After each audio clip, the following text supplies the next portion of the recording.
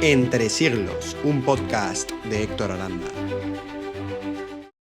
Muy buenas, queridos amigos de Entre Siglos. Hoy, después de los podcasts que ya habéis visto, tenemos un tema interesantísimo. Seguramente muchos de vosotros os hayáis preguntado qué hay de verdad detrás de las cruzadas. ¿Realmente fue una guerra santa? ¿Realmente consiguió unir a todos los pueblos de Europa? Y es por ello que hoy os traigo a Javier, que nos va a hablar sobre las cruzadas. Antes de nada, quiero presentaros: Javier es historiador, es experto en historia medieval y también es escritor. Como podéis ver, tenéis aquí una cantidad muy interesante de libros donde podemos ver una tetralogía dedicada a la primera cruzada, ¿verdad? Exacto, Deus Vult, la primera cruzada. A la Deus Vult, a la primera cruzada, y sobre todo su nuevo libro, que lo tenéis aquí, El Fratricida, que es la historia de dos hermanos, que nos cuenta la guerra civil de Castilla en tiempos de Isabel, ¿verdad? En el siglo XIII. En el siglo XIII, tiempos de Pedro I, Enrique II, y también tiene una pequeña cruzada, pero que luego veremos que se puede llamar cruzada, pero ya no se llamaban cruzadas per se técnicamente. Vale, pues muy bien. Antes de nada, pues bienvenido a Entre Siglos. Como siempre, es un gusto tener invitados de tanta calidad como tú, pero vamos a meternos directamente en saber dónde pueden obtener nuestros seguidores estos libros. ¿Dónde podemos conseguirlos? Pues a ver, el Fratricida, que es el último, que está publicado con Planeta, Editorial Historia, pues ese está en Amazon y ahora está distribuido en todas las librerías de España, pues el FNAC, Casa del Libro, el Corte Inglés y en librerías más pequeñas. Y los otros tendría que dejar un enlace porque esos los autopubliqué yo y entonces tiene que ser en una página web especializada que se llama masqueoca.com, que es una página también de juegos de mesa con juegos históricos que incluso editan sus propios juegos. Aprovecho para hacer publicidad porque la verdad es que me están haciendo el favor de que tienen mi libro allí, bueno, mis 4 libros de la cruzada, e incluso han sacado un juego de mesa que se llama Deus Vult. O sea que ahí sería. Pues muy bien, ya sabéis que tenéis en la descripción todos los enlaces para poder obtener estos libros, pero vamos ya con el tema que nos incumbe hoy. ¿Me puedes decir, Javier, qué es una cruzada?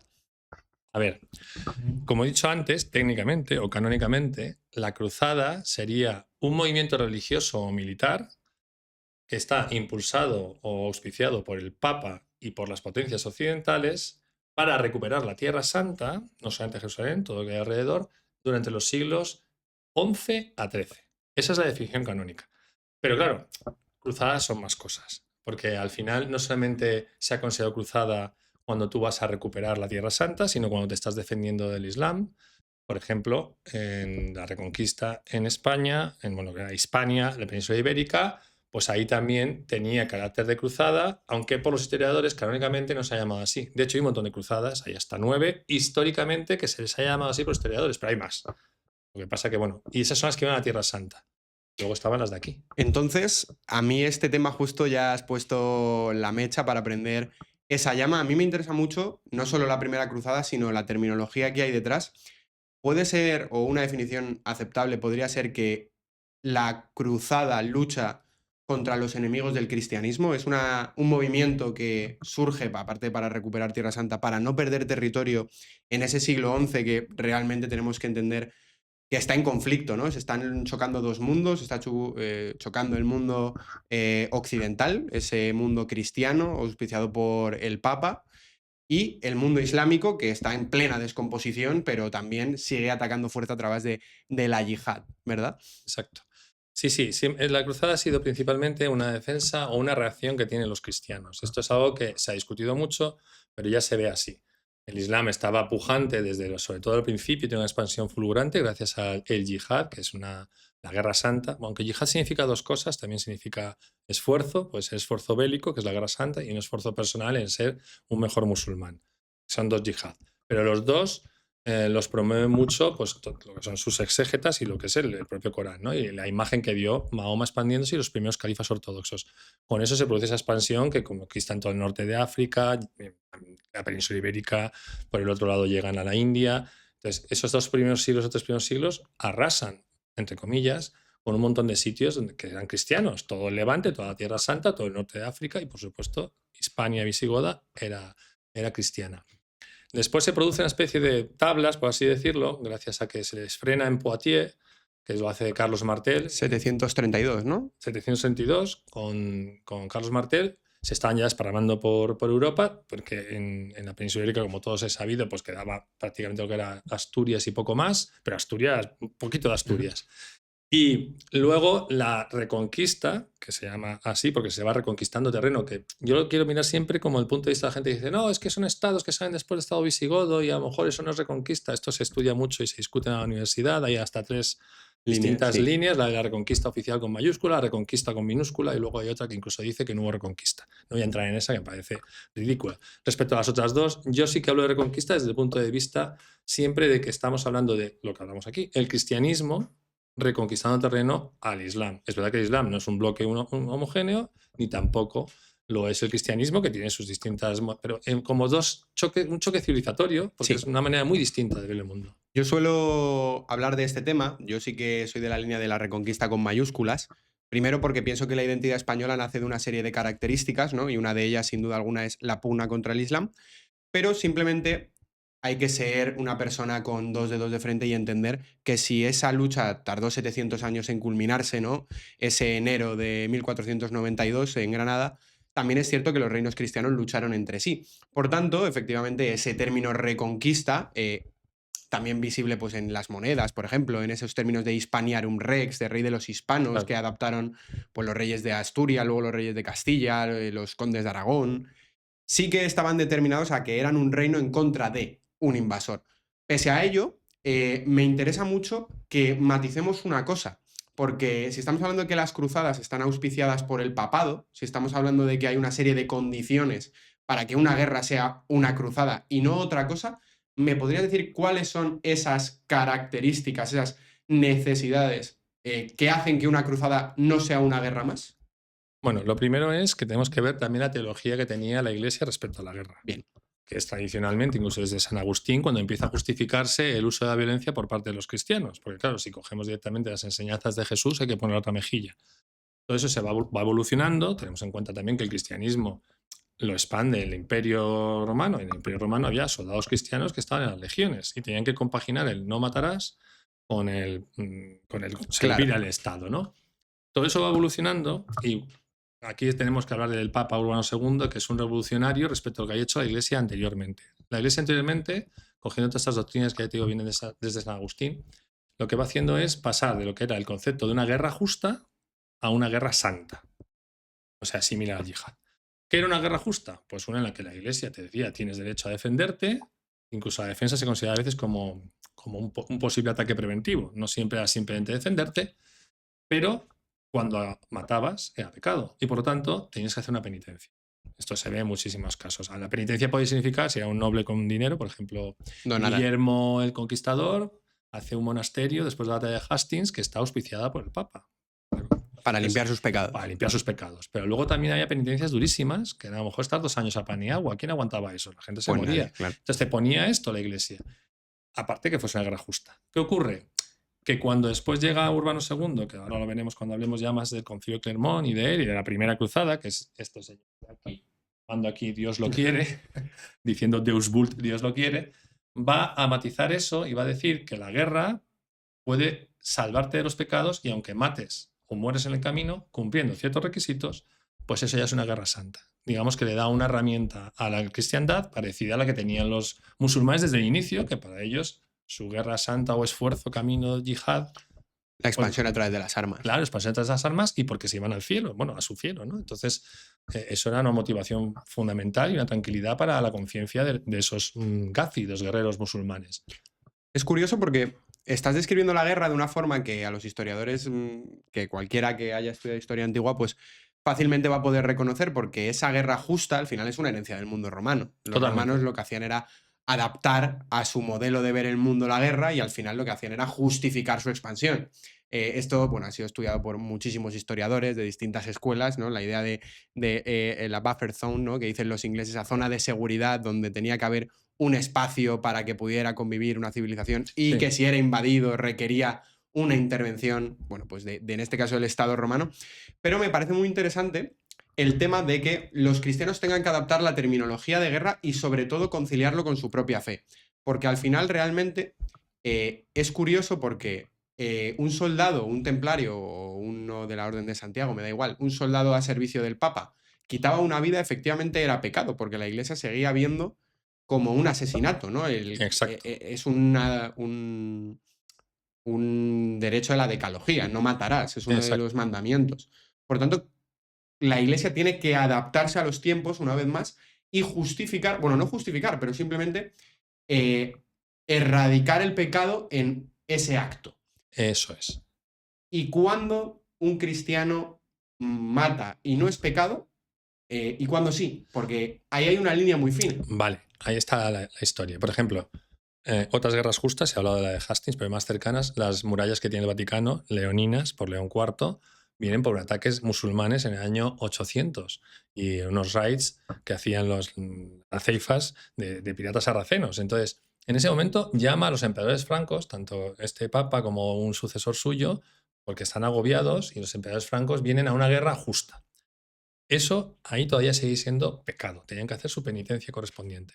Luego llega Urbano II, que es el que da una vuelta de tuerca y dice que si cumples los siguientes requisitos, primero que vas a ir a Tierra Santa, aunque luego ya te digo que esto se expandirá, porque también pasará en el mundo hispánico y en otras, en otras cosas que tienes, o sea, otras batallas o campañas que haces para defenderte del Islam. Pero el principio es, vamos a Tierra Santa a recuperar el Santo Sepulcro, a ayudar a los cristianos orientales que estaban fastidiados y a los peregrinos que no podían ir para allá, porque luego hablaremos, pero hay un momento en que los turcos selyúcidas hacen un montón de asesinatos, vejaciones, etcétera, endurecen lo que es el camino de peregrinaje hasta el Santo Sepulcro.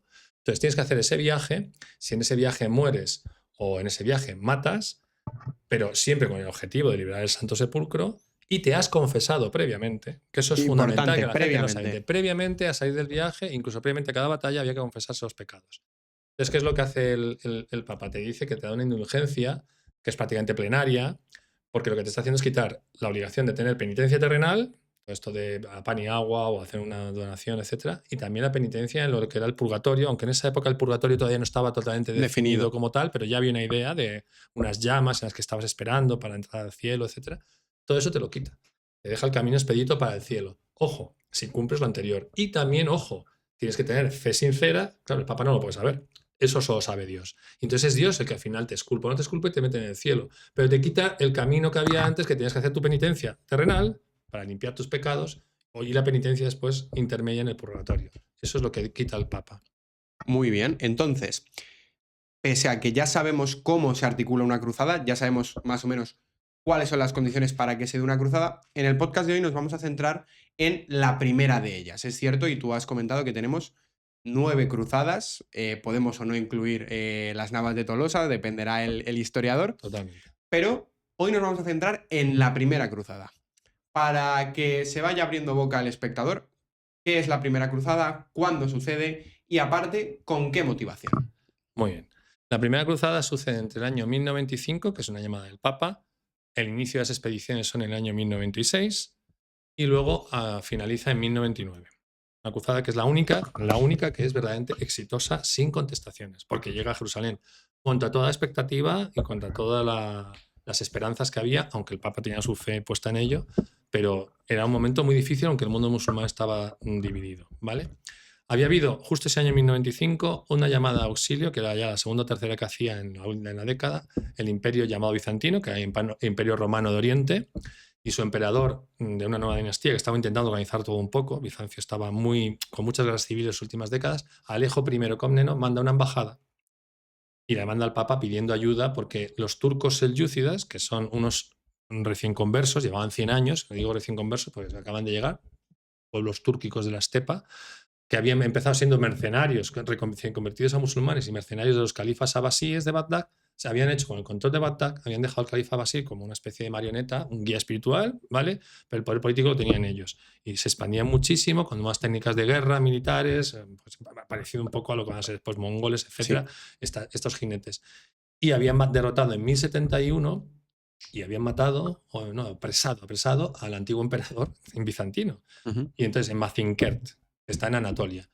Cogen casi toda Anatolia y estaban ya, pues no es que llegan a las puertas de Constantinopla, pero habían empujado todo, que habían quedado nada más los bizantinos, pues en la península anatólica, lo que sería la costa, Esmirna un poco, creo que Esmirna también la pierden, o sea, están en muy mala situación. Y se dedican a mandar llamados de ayuda tanto al Papa Gregorio VII, que es el anterior a Urbano, que no le da tiempo a montar una cruzada, aunque ya lo tenía en la cabeza, y Urbano, que es su mentor y amigo, ha sido Gregorio VII, es el Papa de las queridas investiduras, de intentar reforzar Sí, la poder papal, etcétera. Pues recoge esa idea, coge el llamado y dice, bueno, pues vamos a a hacer la luchar. cruzada, a luchar como reacción a todo este ataque que está sufriendo el cristianismo desde hace mucho y que vuelve a tener a las puertas estas invasiones. En España en ese momento, o en España, mejor prefiero hablar de Hispania, toda la península ibérica, pues tenemos a los almorávides que están otra vez avanzando, por lo tanto la reconquista se ha parado, o sea, es Sí, como que hay una especie de envolvente del mundo musulmán, aunque no coordinada, pero que el mundo musulmán está volviendo a entrar o por Constantinopla o empujando por Hispania otra vez. sí, es cierto que un poco, ¿no? A nivel, esa técnica envolvente, ¿no? Que está haciendo el Islam hacia Europa, en la península ibérica iba perdiendo fuelle, sobre todo eso, porque los almorávides no podían mantener los territorios que conquistaban, porque principalmente no tenían personas para hacerlo. Y es cierto, y justo has dicho el año 1090, que es año en el que muere Rodrigo Díaz de Vivar, Exacto. que es justo cuando muere el Cid Campeador, bueno, que ya se había reconquistado durante ese periodo de Alfonso VI el Bravo, pues sí, Toledo, Valencia, Exacto. Coria, se habían recuperado territorios muy importantes. Por tanto, a mí eso me gusta explicarlo, ¿no? Como una expansión hacia Europa que era casi desigual, porque en la zona de Hispania, los reinos cristianos sí que estaban consiguiendo mantener a raya, más o menos, a los almorávides. Pues vamos a hablar de ese movimiento del papado, vamos a hablar de Urbano III y vamos a hablar, Segundo, Urbano perdón, Urbano segundo. II. Vamos a hablar de Urbano II y vamos a hablar de cómo se va a llevar a cabo esta bula papal y los soldados europeos, los soldados cristianos, van a partir a Tierra Santa. ¿Cómo se va a hacer esto? Muy bien, lo primero hace un concilio que se llama el Concilio de Clermont, en el que trata muchos más temas. No vamos a extendernos aquí, pero estaba intentando reforzar lo que era como hacía Gregorio, su antecesor, el poder papal espiritual sobre el poder terrenal del emperador, del Sacro Imperio y también de los restos de reyes. Y el último día, son como 8 o 9 días de concilio, sorprende con la llamada a la cruzada diciendo la famosa frase Deus vult, que es voluntad de Dios, Dios lo quiere, que luego se convertirá en el grito de guerra de los cruzados, también usan después los templarios, etc. ¿Qué es lo que hace? Convoca ahí a casi todos los cardenales y el clero y a bastantes nobles. Clermont está en medio de Francia, ¿vale? Y desde ahí lanza a todos sus obispos, clérigos, sacerdotes y también habrá un montón de ermitaños, hablaremos después de Pedro Ermitaño, etcétera, que también cogen sus ideas y van expandiéndolas por toda lo que es la Europa central. Este hombre era un revolucionario. Totalmente. O sea, fue un revolucionario en la idea que tuvo. La cruzada para él era un objetivo también político, porque lo que quería también era ser que la cabeza de la cristiandad, que siempre era bicéfala, entre emperador y papa, pues que quedase demostrando que, al menos en lo espiritual, estaba el papa arriba del todo. Porque el emperador, que venía de la época de los romanos, el emperador también tenía poderes espirituales. Entonces siempre estaba la cosa un poco ahí en equilibrio. Entonces quería volver a recuperar el protagonismo de la iglesia, como había hecho Gregorio intentándolo con aquellas investiduras, ¿no? Pues lo mismo. Usa la cruzada de una manera política, que eso también lo podemos ver después. Pero por supuesto él también tenía Su agenda propia, ¿no? su agenda propia y también espiritual. O sea, Claro. aquí el Papa también está creyendo que hay que recuperar el Santo Sepulcro, que hay que por supuesto, proteger a los peregrinos, que la fe de la Iglesia tiene que llegar a Jerusalén. Todo eso también está ahí. Pero cuando, por ejemplo, me vas a preguntar seguro, ¿qué motivaciones tenía la gente? Pues obviamente también hay motivaciones políticas, eso no hay que negarlo, Claro. pero no hay que poner las motivaciones políticas por encima de la espiritual. Esto sí que fue una guerra religiosa. A partir de ahí, hay ciertos nobles, no hay ningún rey. La gente habla de nobles segundones y no es verdad. Son nobles muy importantes, son duques, condes, hay dos que son hermanos de reyes. O sea, no se implica ningún rey. Bueno, para empezar, el rey francés estaba excomulgado. El Papa confirma la excomunión 2 veces les comulgan. 2 veces a Felipe IV. Creo que es Felipe No, III. sí, bueno, ahora tendría que mirarlo, pero era bígamo Sí. de Francia. Y Sí. entonces el otro se mantiene en sus 13 y claro, el Papa confirma su excomunión en ese mismo concilio de Clermont, otra manera de reafirmar la fuerza de la Iglesia. Es curioso porque, mira, justo lo que estás diciendo, y esto quiero que el público pues lo piense, justo has dicho una frase que se le achaca mucho a la primera cruzada, que es la de la cruzada de los nobles segundones, porque Esa. no hay realmente ningún rey, no está ni el rey de Castilla, ni el rey de Aragón, ni el rey del Sacro Imperio, ni el emperador, ni... No están esas figuras, pero realmente fue la más exitosa de todas y a lo que se considera la cruzada de los grandes reyes Sí, de Federico I Barbarroja, Ricardo Corazón de León. esa es, la tercera. Fue horrible, porque, a ver, entiéndeme, fue un gran fracaso para el cristianismo. No llegó a cumplir sus objetivos. Ricardo Corazón de León prácticamente no vuelve a Gran Bretaña, se gobierna fuera de Europa. Hay un desajuste entre los reyes y el papado. O sea, realmente es más conflictiva para participar bastante más reyes.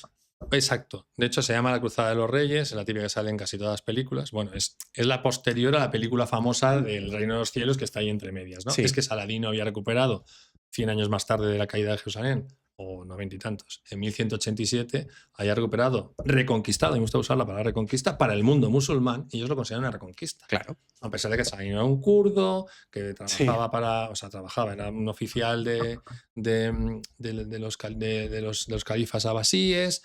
O sea, que podríamos decir que era un estado distinto al que la perdió. Porque quien pierde Jerusalén, de hecho, ni siquiera son los turcos selyúcidas, lo veremos después.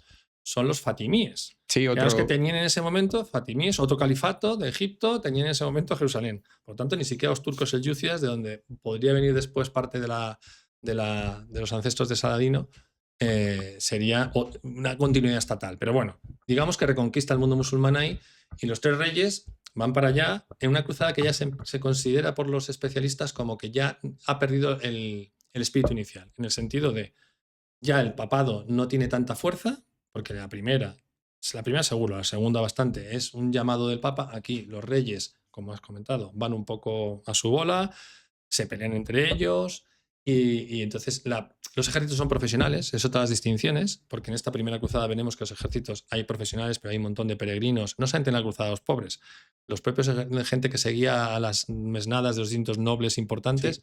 era una mezcla brutal. Las otras ya van con ejércitos profesionales. Y el objetivo es que los reyes quieren recuperar ese protagonismo propagandístico dentro de la cristiandad frente al papado. Por lo tanto, la tercera ya es una desvirtuación de lo que era la idea principal del papa. Y así van a ser a partir de la tercera todas las cruzadas. Y hay una cosa también, consiguen, yo ya hablo un empate a duras penas, que es que Ricardo sí que consigue, no reconquista Jerusalén, que era el objetivo, pero sí que consigue que Saladino tenga que facilitar, y hay un acuerdo para que pasen los peregrinos cristianos.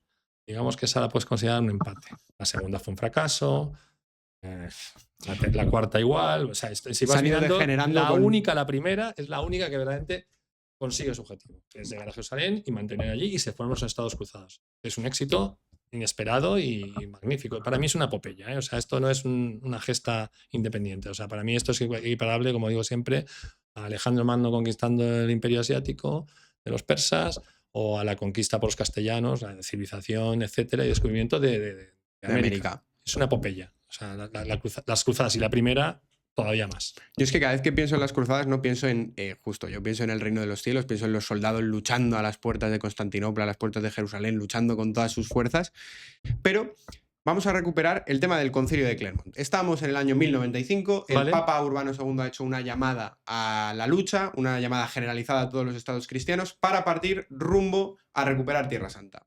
En aquel momento Europa estaba sumida en plena época del feudalismo, estamos... pues para que el espectador se haga un poco una visión general, pues en el año 800 se ha coronado a Carlomagno, emperador del Sacro Imperio. Por tanto, van a empezar a nacer lo que se llaman las monarquías autoritarias, donde los nobles tienen un poder más o menos semejante al del rey, ¿vale? Esto para matizar un poco lo que veníamos hablando antes de la figura de los nobles, que también tenían un poder que podía ser igual o superior al rey en algunos territorios. A esto se le suele llamar el primo inter pares, el primero entre iguales. Y además de ello, estamos viendo que el poder religioso estaba siendo, voy a decir, intentando ser socavado por fuerzas extranjeras. Bien sea por el Islam o bien sea por pues, otros pueblos que van a llegar, pues, que si los vikingos, que si los magiares, que si los hunos, que van a llegar más tiempo más tarde. Es decir, van a haber un gran movimiento para acabar con la Europa cristiana. Año 1095 el Papa hace este llamamiento y es un llamamiento multitudinario. Es decir, mucha gente va a decidir movilizarse con objetivo ir a Tierra Santa. Mi pregunta aquí es, ¿por qué tanta gente decidió unirse a las cruzadas? Tenemos que ponernos en la mentalidad de la época. ¿Vale? En esa época la religión se bebía con una intensidad muchísimo más grande que incluso los que ahora mismo en el mundo cristiano se declaran católicos practicantes. Para una persona de aquella época, incluso como he dicho, el propio rey que estaba excomulgado le fastidiaba en su foro interno para empezar. Luego tenía cosas, o sea, medidas que también le afectaban en el día a día. Pero bueno, vamos a dejar a los poderosos, que también muchos de ellos son muy religiosos y van la mayoría van por tema religioso. El pueblo, la gente del pueblo, los nobles bajos, los caballeros. Lo primero tienes que entender que allí hay una carga, que es la carga de los pecados es muy importante para un cristiano, un creyente. Entonces, en esa época mucho más. Entonces, morirse sin haber hecho una penitencia de tus pecados era algo que te tenía sin dormir. Al tener el Papa diciendo que simplemente haciendo esto, bueno, simplemente, ojo, que estamos hablando de una empresa... Yéndose a morir a Tierra Santa Exacto, uno. a morir o morirte en el viaje. Claro. Estamos hablando de cruzar toda Europa, llegar allí, o sea, que te puedes morir por el viaje perfectamente. De hecho, hacían testamento generalmente antes de irse al viaje, ¿no? Entonces, lo primero era eso, el librarte de esa carga de los pecados. Y luego la fe. En esa época la fe, el amor por Cristo era muchísimo mayor en el común de los hombres. Entonces, eso moviliza a mucha gente, ¿no? Hay muchos ermitaños, como Pedro el ermitaño, bueno, ermitaños son monjes, autodidactas, que incluso exageran las palabras del Papa. Hay quien dice que incluso el Papa no le importa que las exageren. O sea, él manda a sus cleros seculares, que son los obispos tal, y luego deja que estos pues vayan diciendo cosas. Por ejemplo, Pedro el ermitaño iba hablando en términos apocalípticos, escatológicos, decía que venía ya la parusía, que era la segunda venida del Señor, y se iba a pasar en Jerusalén, que simplemente con viajar allí ya, sin cumplir todos los requisitos que decía Urbano, pues ya automáticamente te salvabas. Todo eso también son una motivación muy grande para la gente del pueblo, o sea, para ir para allá. Se fue generando un poco el mensaje, ¿no? El Papa puso una serie de condicionantes Exacto. para poder ir y resulta que algunos reyes dijeron, todo el que vaya a Tierra Santa al final... Camino libre hacia el cielo, ¿no? Indulgencia plenaria. Exacto. Y los clérigos estos, incluso muchos, está el monje Goldschagg, o lo que se llama, no me acuerdo ahora, tendría que mirarlo, pero aparte de Pedro el ermitaño, hay otros 2 o 3 monjes que lideran, pues a lo mejor 20.000, 25.000 personas. En total se movilizan, si hablamos de la Cruzada de los Pobres, que es anterior, salen incluso antes, van tan impacientes que salen sin esperarse a los nobles que estén preparados y salen los primeros.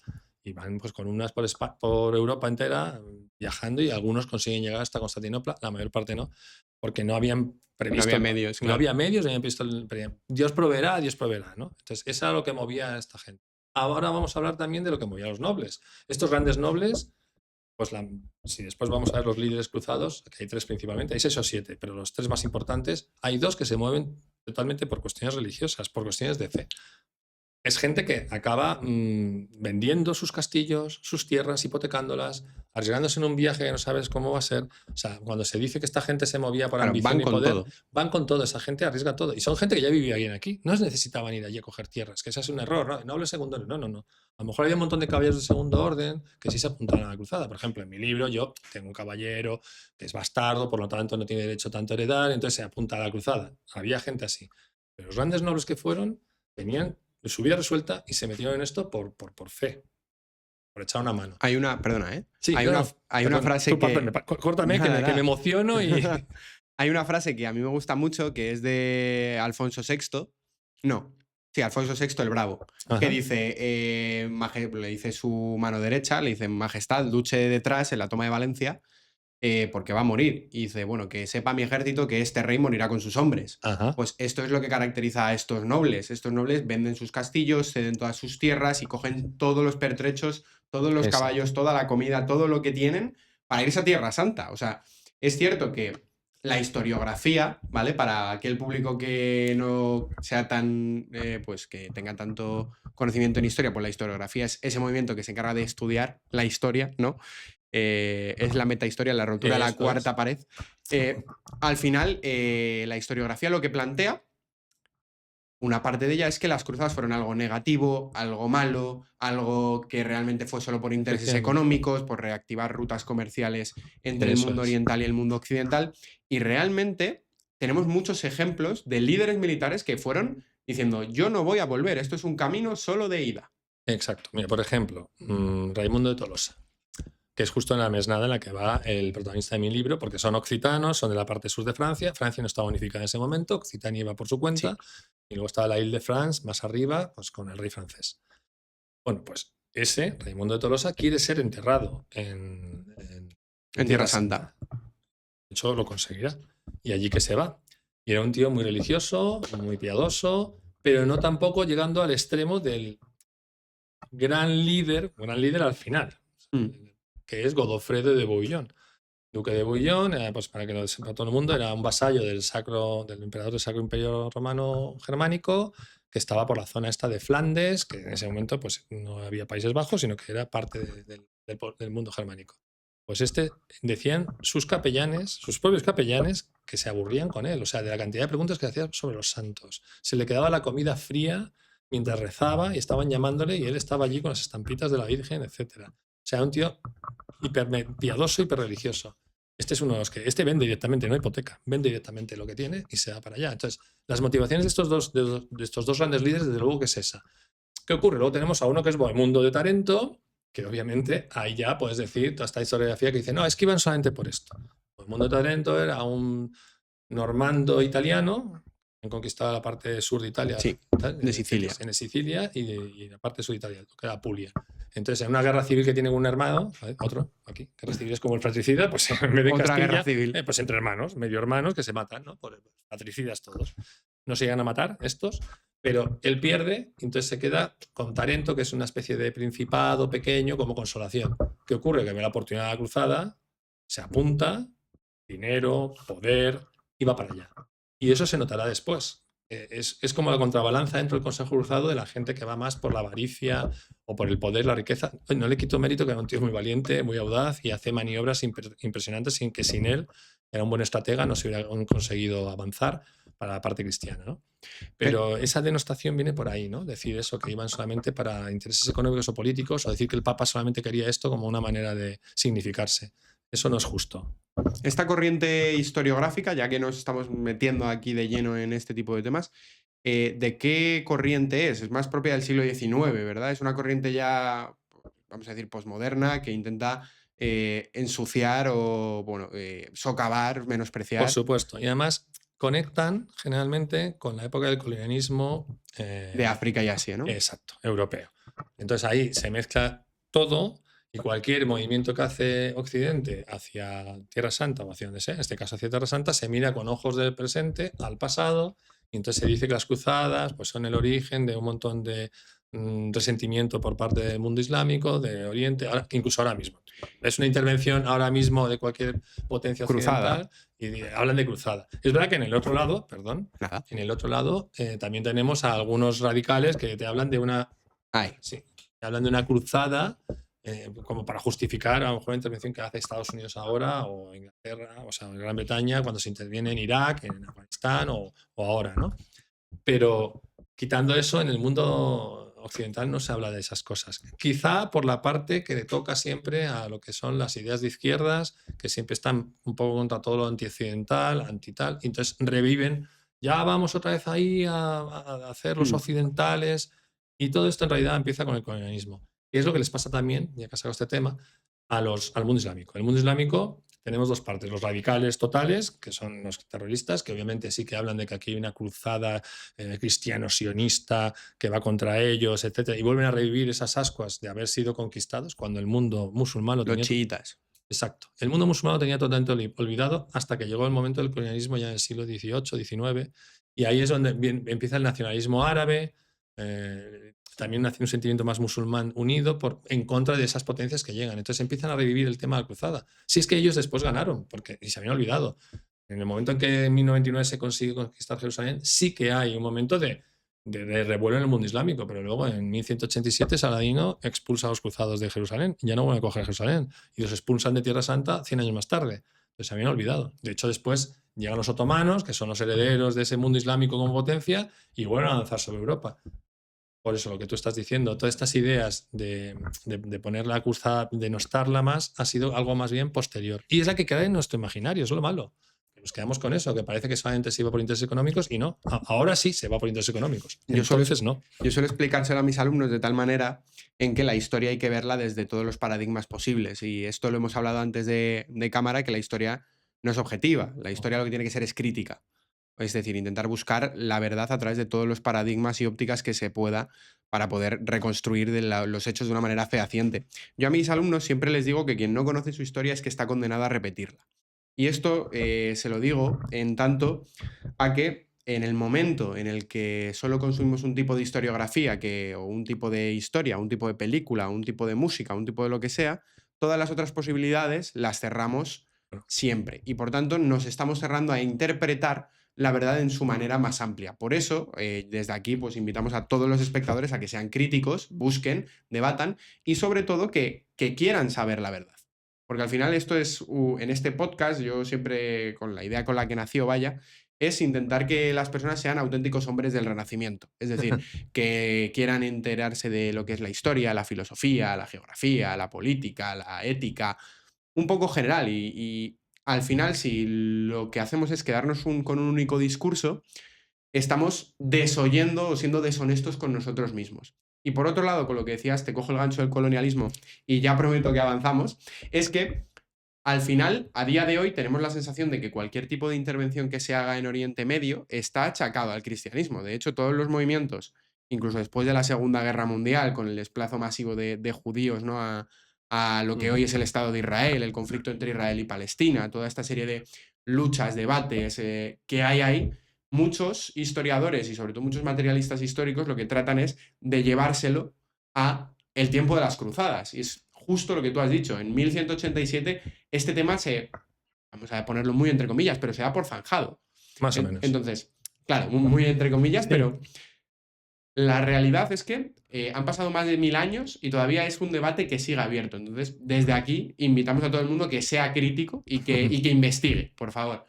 Dicho esto, estamos hablando de 3 grandes líderes del movimiento cruzado. Estamos en ese 1095, estaban a punto de salir nuestros cruzados rumbo a Tierra Santa, rumbo a reconquistar. ¿Quiénes son esos grandes líderes? Ya hemos hablado de alguno de ellos. Y cuéntame, por favor, cómo se movilizaba ese ejército. ¿Era un ejército unificado? Es, como has dicho, una cruzada donde las personas se unían por voluntad. Había órdenes que querían unirse, órdenes religiosas, órdenes militares que querían ir a Tierra Santa. ¿Cómo es todo eso? Explícame cómo funcionaba por dentro. Vale. Estamos hablando de sus nobles, unos nobles con sus mesnadas, que cada noble tiene sus vasallos. Estamos hablando del sistema feudal, entonces tiene que convocar a otros caballeros, pues a lo mejor un duque, convoca a un barón, a un conde, un vizconde, y si ellos quieren y acudirle al deber de auxilio que te da el tema del vasallaje, pues acuden con sus tropas y se van uniendo. O sea, no eran ejércitos profesionales en sentido de perfectamente de unos rangos, etc. Había muchas mesnadas pequeñas que conformaban una hueste. Luego, cada noble importante, de estos que hemos dicho que son 3 principales, aunque hay otros 3 o 4, tienen una hueste grande que tampoco se coordina con las otras, pero a través de lo que era el Consejo Cruzado no había un líder único, esa es una de las cosas importantes, siempre tenían discusiones entre ellos, rivalidades, distintas visiones. Ya hemos visto que Bohemundo iba con una visión muy distinta, mucho más agresiva y de avaricia que por ejemplo, los otros 2 grandes, que son Godofredo y Raimundo. Y la gente, mucha gente sale a lo loco, que son los que van con los monjes, fracasan, muchos no llegan a cruzar ni Europa. Al volver, los que sobreviven van encontrando que vienen los nobles con sus mesnadas y muchos se unen y acompañan al ejército, porque a lo mejor un ejército de esos, por ejemplo, cuando se va a conquistar Jerusalén, que ya solamente quedan 13.000, y a lo mejor aquí se movilizaron hasta 70.000. 60.000 peregrinos por su cuenta en la cruzada de los pobres, que se llama Cruzada de los Pobres o Menesterosos, en distintas columnas, como dije, y luego unos 70.000 o 60.000 efectivos de lo que eran los grandes nobles, ¿no? Déjame hacer un pequeño inciso para que el espectador o oyente ponga cifras, ¿no? Porque en la Segunda Guerra Mundial hablamos de 80 millones de muertos. Para que os hagáis una idea, la población que habitaba Córdoba en el siglo XI, que es una de las ciudades más grandes de la península ibérica, rondaba los 100.000, 120.000, 130.000 personas, según Torres Balbás, que es un historiador. Para que os hagáis una idea, aquí se está movilizando más de una de las ciudades más grandes del mundo. Es como si ahora mismo estalla una gran guerra, toquemos madera de que no pase, y se movilizan los 10 millones de personas que haya en Madrid. ¿Vale? Esa sería ¿cómo se dice? La magnitud de la gente que se llega a movilizar, unos por su cuenta y otros con los nobles, y van para allá. como decíamos, van recogiendo también a estos menesterosos, otros se vuelven a casa, otros mueren, y van engrosando las filas del ejército cruzado, ¿no? Y todos esos nobles viajan hasta Constantinopla, que es el sitio de donde venía la petición de ayuda por Alejo I, ¿no? Alejo I Comneno, que es la capital de los bizantinos. ¿Qué hace el emperador allí una vez que llegan? Pues como es mucha gente y es muy peligroso dejarles pasar, los va acampando en sitios distintos, además no llegan todos juntos, llegan uno un mes, otro mes llega otro, a los 15 días otro, y va negociando con cada uno de ellos por separado para que le presten vasallaje. En esa época se podía prestar vasallaje a distintos señores. Tú puedes tener, por ejemplo, Godofredo de Bouillon era vasallo del emperador del Sacro Imperio, pero también se hace vasallo en lo que toca la parte de Tierra Santa de Alejo I.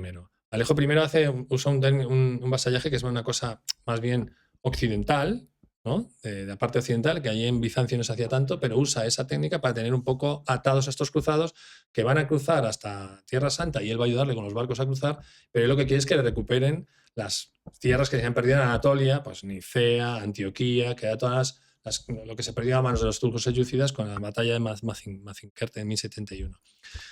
Y entonces, una vez que los tiene allí todos juntos, estamos hablando de distintos idiomas, distintas sensibilidades. Por ejemplo, la tropa que llevaba, la más numerosa era la que llevaba el occitano Raimundo de Tolosa. Estos tenían sus trovadores, las trovarits, que eran mujeres trovadoras. O sea, era una corte mucho más refinada. Cuanto más al norte te ibas, todo, como siempre, se hace un poco más refinado. Más bárbaro. Ah. Más al norte, digo. Más al norte, te vas desde sur. Occitania, sí. que es al sur, te vas más arriba, pues entonces, y tienen distintas maneras de ver las cosas. Porque hablemos también, estamos hablando de los italianos, que son los normando-italianos, pero habían venido conquistando Italia desde arriba, Lombardía, no sé qué, y habían llegado hasta el sur 80 años antes. El padre de Bohemundo de Tarento es Roberto Guiscardo, que había hecho el ducado de Apulia, y este incluso había atacado al Imperio Bizantino. O sea, imagínate si los bizantinos tenían un resquemor ante quienes venían. Entonces Alejo lo hace muy bien, y ese ejército, que ya digo, no está unificado con un líder, acampa alrededor y espera la ayuda de este emperador para pasar al otro lado. Pero pese a ello, las relaciones entre los propios líderes militares y entre las propias huestes, como tú has planteado que hay distintos idiomas, hay distintas lenguas, hay una realidad distinta entre todos los que allí habitan. Tenemos que los cristianos 80 años antes, es decir, 2 generaciones o 1 generación y media antes, eran los propios bárbaros, eran aquellos que habían desmantelado el imperio, eran aquellos que habían atacado el imperio bizantino. ¿Cómo eran estas relaciones entre los propios soldados que acudieron a la cruzada? Les unía a todos la fe, eso es verdad. Bien. O sea, ese era el núcleo cohesionador. Pero claro, tenemos una pugna bastante grande. Los normandos italianos no dejaban de ser descendientes de vikingos, eran bastante más rudos, estaban en guerra constante en la parte de Italia. Y no hablo de guerra constante en el sentido de que en toda Europa había una violencia feudal durante esos siglos, que es una de las cosas que también el Papa quiere que esta violencia se vaya a Europa e intenta canalizar toda esa violencia que tienen los señores feudales a una misión santa como es la cruzada, ¿no? Los italianos estaban metidos en sus propias guerras y de hecho estaban conquistando todavía Sicilia, lo recuperan un poco antes del llamado del Papa, a los musulmanes en el Movimiento de Sicilia.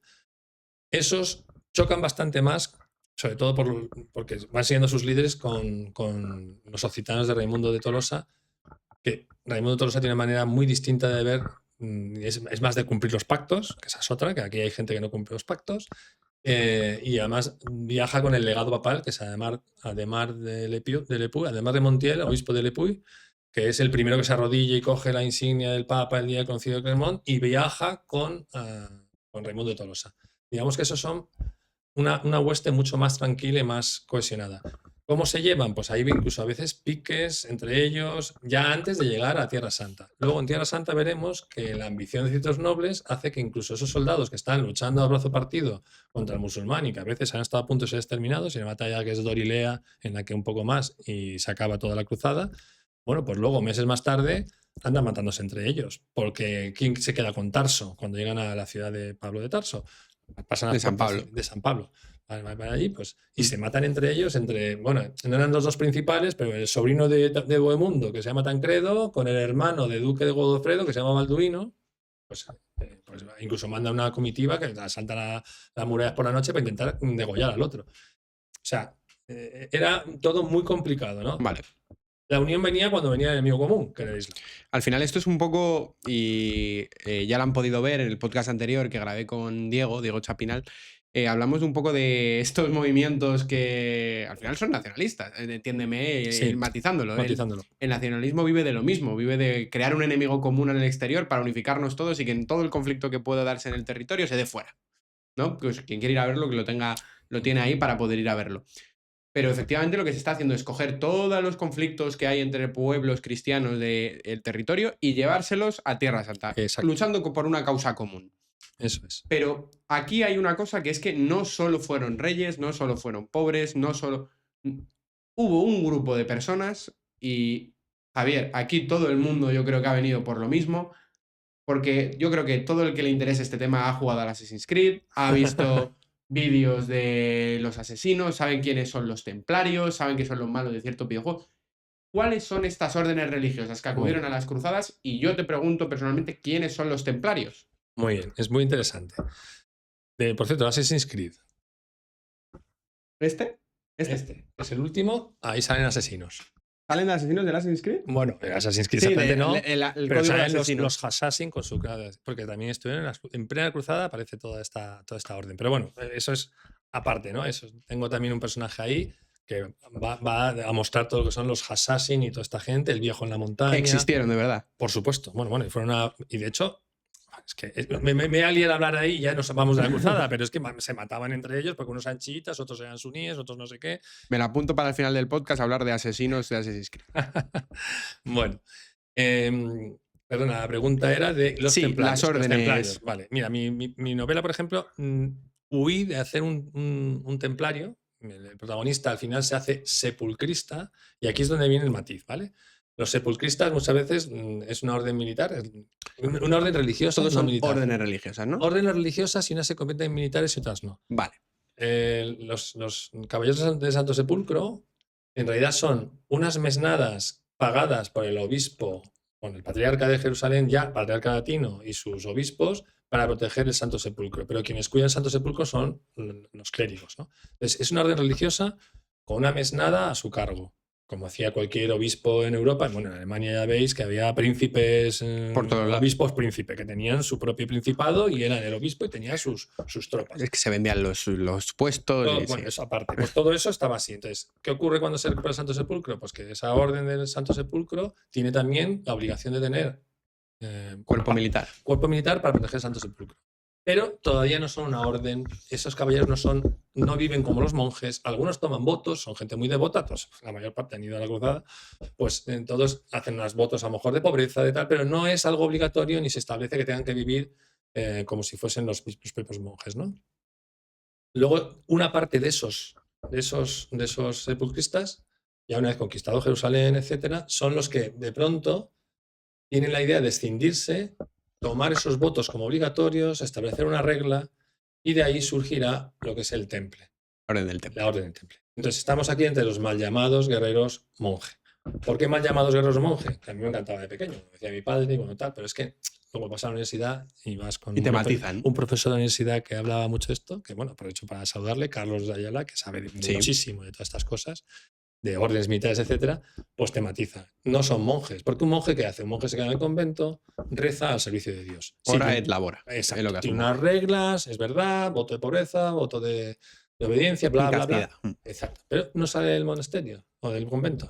Mientras que los frailes, que también son personal religioso reglado, también tienen su regla, ellos sí salen del convento a limosna, predicar, etcétera, hacen la labor de servicio a Dios fuera de los muros. Al final estos templarios lo que hacen es, no vamos a estar aquí encerrados como los sepulcristas o como estas huestes sepulcristas que ellos eran al principio de ellos, protegiendo simplemente lo que es el Santo Sepulcro o acompañando al rey cuando iban con la Santa Cruz, que era la reliquia, era lo único que salían, no salían más, sino que nosotros vamos a salir a los caminos a proteger a los peregrinos. Entonces serían unos monjes, más bien guerreros frailes, ¿no? Porque salen fuera, ¿no? Eso sí, tienen unas reglas estrictas, famosas que han salido y después van copiando otras órdenes. Los imitan después los hospitalarios que son... ¿Es otra orden? Es otra orden que está en Jerusalén también, que estaba incluso anterior a los templarios y al sepulcro. Era una orden religiosa de ayuda, tenían hospitales y tenían hospicios para los peregrinos. Pues cogen y a imitación un año más tarde, bueno, hay discusión historiográfica si es justo un poquito después de los templarios o 10 o 12 años más tarde, tenemos que después de los templarios ellos también ven esa necesidad de que defender con las armas y salir a defender a los peregrinos fuera, no solamente defender Jerusalén, porque las dos órdenes quieren defender Jerusalén, pero también a los peregrinos y todo lo que es los estados cruzados que se conforman para asegurar los caminos. Los hospitalarios, pues a un montón de sus religiosos y a otros que tenía contratados, como había hecho la Orden del Sepulcro, los hace pues estos guerreros especializados religiosos. Más tarde tenemos a la Orden de San Lázaro, que está muy relacionada con los leprosos, sería muy largo de contar. Y la de los teutónicos, que también sale posteriormente. Esta llega ya cuando la cosa está en decadencia, llegan a morir en Acre, por ejemplo, en 1291, cuando ya los expulsan de allí. Estas son de Tierra Santa. ¿Qué ocurre en la península ibérica? Tenemos nuestras sabía que me ibas a órdenes, preguntar, claro. porque claro, la península ibérica está luchando contra el Islam toda la vida. Ve la aparición de estas órdenes y a imitación empiezan a salir órdenes autóctonas. ¿Y siguen siendo estas órdenes guerreros fraile? Sí, porque imitan idénticamente las órdenes de Tierra Santa. Y sobre todo al inicio, porque, por ejemplo, aquí en mi libro Fratricida, aquí sigue habiendo, por supuesto, calatravos, santiaguistas, la Orden de Montesa en Aragón, etc. Y estamos hablando ya de 1300 y pico, 1360. ¿Qué ocurre? Que con el tiempo se va desvirtuando. Bueno, los templarios sabemos que desaparecieron por un complot que le hizo ahí un rey francés con el Papa, y la verdad es que esos cargaron por intereses. Hablaremos de eso porque en Ángeles y Demonios, ¿no? Es lo típico. Es que esto fue así, fue real, ¿no? Los hospitalarios se mantuvieron, luego fueron ya sabemos, ¿no? Son los caballeros de la Orden de Malta, Orden de Rodas, van retrocediendo y cambiando el nombre, pero siguen siendo los mismos, ¿no? Y van modificando un poco su visión al principio tan ascética, ¿no? Los templarios y hospitalarios al principio eran muy ascetas, los que ya los imitan en la península ibérica no son tan ascetas, pero al principio tienen muchas cosas parecidas, pero luego van haciéndose más órdenes políticas, que es lo que ocurre ya en el siglo XIV. Calatrava, que está organizada por el Reino de Castilla, impulsada por el Reino de Castilla, ya en 1117 o por ahí, y luego hasta 1300 y pico, que es la que sale de la Orden de Montesa en Aragón. Luego por en medio tenemos las órdenes Santiago y Alcántara. Santiago y Alcántara, que esas están propugnadas o auspiciadas por el Reino de León. También había templarios hospitalarios en la península ibérica luchando contra el Islam. A mí me surge una duda y realmente es la imagen, ya que hemos estado hablando de imagen, realidad y de que deben dudar nuestros espectadores, ¿por qué a día de hoy, y te recojo el guante de esa complot que se le hicieron a los templarios, por qué a día de hoy tenemos una mala imagen de los templarios? ¿Por qué se le ve como una orden secreta, ocultista, e incluso relacionada con el régimen nazi? Y con los masones. Y con los masones. ¿Por qué? ¿Por qué tenemos esa imagen si realmente no fueron ese tipo de orden?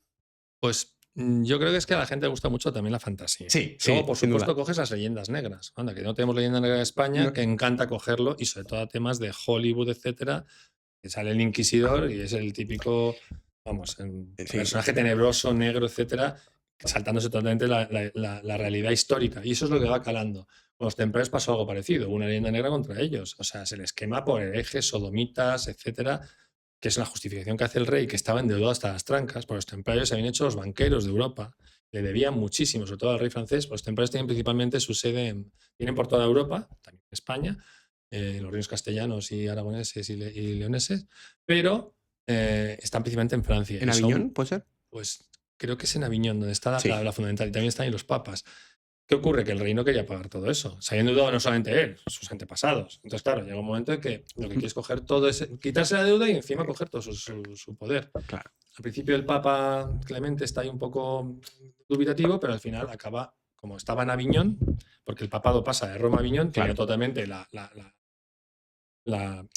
situación la influencia, estaba encima, muy influenciado por el reino de Francia. Y acaba cediendo y pasa esto. Entonces se disuelve la orden. Y bueno, pues se quedan con su dinero y se acaba la deuda. Entonces los templarios quedan ya con ese mito de que si sigue habiendo templarios ocultos, ¿no? Criptotemplarios, que si luego eso pasaría a los Illuminati, todas estas cosas que yo francamente ha estado muy bien ver alguna película así. La película de la búsqueda, ¿no? Y cosas así, ves un poquito de eso, te gusta, pero cuando eres historiador tú sabes que todo eso es mentira. Es mentira, no hay datos reales. Entonces si te quieres ceñir a lo que pasó de verdad, te tienes que pensar que los templarios efectivamente desaparecieron en 1314 con el último Jacques de Molay y 120 caballeros quemados en la hoguera y que ya luego no hubo nada más. Pero bueno, queda muy bonito para hacer películas y novelas y todo eso. Y sobre todo americanadas. También. Hollywood manda mucho. Sí. Dicho esto, estábamos retomando ese camino hacia Tierra Santa, estamos a punto de entrar en Jerusalén, estamos a punto, ¿no?, de que empiece el mambo, de que empiece la lucha en Tierra Santa. ¿Cómo fueron las rutas que llevaron a nuestros soldados hasta Jerusalén? ¿Cómo se desplazaron los soldados? Vale. ¿Qué llevaban encima? Muy bien. Estamos en Constantinopla, vamos a empezar ahí, que ya han llegado a Constantinopla, con Vale. un montón de vicisitudes. Hasta se tienen que pactar y pasar por el reino de Hungría, que aunque era cristiano había sufrido muchos saqueos por parte de los cruzados pobres y entonces no les hacía gracia que cruzase ninguna hueste por allí. Hay que dejar hasta rehenes. Eso, por ejemplo, la ruta que llega a Godofredo de Bouillon con sus hermanos Balduino, etcétera, que son los loreneses, ¿no? Los flamencos, los que vienen de la zona ahí de tal. Bueno, han llegado todos ya, vamos a ponerlo. Bueno, hay un naufragio, hay uno que casi muere ahogado, que es precisamente el hermano del rey de Francia, el conde de Vermandois, Hugo de Vermandois. Bueno, o Vermandois, si es que no sé francés. Entonces, cruzando desde Italia en barco hacia lo que sería Albania, para después llegar hasta Constantinopla, Se hunde. Se hunde y bueno, se salva por los pelos y unos cuantos de su guardia de caballeros. Joder. Pero vamos, y él sigue para allá, ¿no? Y llegará después a avanzar muchísimo en la cruzada. Bueno, estamos, que han cruzado ya, Alejo los cruza. A Estambul, el actual Estambul, en Constantinopla. Entonces les cruza el Bósforo, que había hecho también antes con los peregrinos de la cruzada de los pobres, y luego pues los masacran y recoge a los supervivientes y se los lleva. Ahora Esos hablaremos. Supervivientes se quedan, o sea, tienen las narices de quedarse. Que no, que aquí hasta el final. Y siguen hasta el final. Unos supervivientes que, imagínate, eran 20 y tantos mil y quedan 3.000 vivos. Los otros son o muertos o esclavizados. Joder, que... Entonces, sí, una de las masacres más gordas que hay, y esos 3.000 todavía se quedan y se unen a la hueste del duque de Godofredo de Bouillon, ¿no? Llegamos a Nicea. Nicea es una ciudad importantísima para el cristianismo, bueno, el concilio de Nicea, Claro. etcétera. Para Alejo era recuperar una de las perlas Plazas fuertes. y de las joyas del imperio que había perdido su antecesor. Entonces, rodean Nicea y allí, cuando está Nicea a punto de caer, bueno, a punto, están ahí como pactando con Nicea, salvan también que vienen el sultán turco, que no estaba justo en la ciudad, sin embargo estaba su hijo, su mujer y su hijo pequeño. Viene a intentar desbloquear el asedio, lo rechazan, y entonces cuando parece que la van a tomar, Alejo, que era un tío Alejo I, el emperador, muy astuto, muy ladino, había conseguido introducir unos espías y llegar a un acuerdo antes para tener Nicea para él, porque no se fiaba de los cruzados, aunque le han prestado vasallaje. Entonces, de pronto los cruzados un día van a tomar la ciudad y se encuentran que ya están las banderas puestas del águila bicéfala del Imperio Bizantino. Bueno, yo he estado en Nicea, yo me he hecho todo este viaje. ¡Qué maravilla! Yo me hice la ruta de los cruzados. Me fui a Estambul, o sea, Estambul ahora, Constantinopla, crucé el Bósforo, fui a Nicea, busqué Dorilea, que encontrar Dorilea, que es la siguiente batalla que vamos a hablar, es muy complicado porque no hay carteles de Dorilea. O sea, no lo tienen puesto ahí nadie porque no les interesa. Y yo creo que encontré más o menos dónde fue la llanura de la batalla. Y luego pues seguí cruzando todas las planicies, llegué a las puertas cilicias, Tarso, y llegué hasta Antioquía. Ya no puedo bajar más porque estamos con la guerra, está la guerra de Siria, Líbano, y ya no puedo más. Entonces eso fue esa parte de la cruzada. Por hacerle un pequeño mapa mental al espectador, aparte de que estaremos poniendo un mapa aquí, ¿vale? Para que lo vean. Les voy a explicar, bueno, lo vais a ver, que la ruta que realmente siguieron los cruzados es una ruta por el Mediterráneo hasta llegar al estrecho del Bósforo y de los Dardanelos. Ese estrecho que se encuentra al este de Grecia, ¿vale? Es el único paso natural que hay hacia el Mar Negro. Y para que se haga el espectador medio una idea, allí en ese estrecho también se dio en la Primera Guerra Mundial una batalla importante, que es la batalla de Galípoli, por si alguno lo quiere ubicar en ese territorio. Y justo llegando al Mar Negro, pues desembocas efectivamente en el territorio del antiguo del Sacro Imperio, iba a decir, del Imperio Romano de Oriente, y llegas a Bizancio, ¿vale? A Constantinopla. Es para que simplemente el espectador se haga como un poco la ruta o el mapa mental de cómo llegamos al territorio. Bien. Batalla de Nicea, llegan los templarios y ya les habían izado la bandera. No, los templarios no, los cruzados. Perdón, los cruzados. Los templarios todavía tienen que venir después. Una vez que toman Jerusalén, aparecerán los templarios.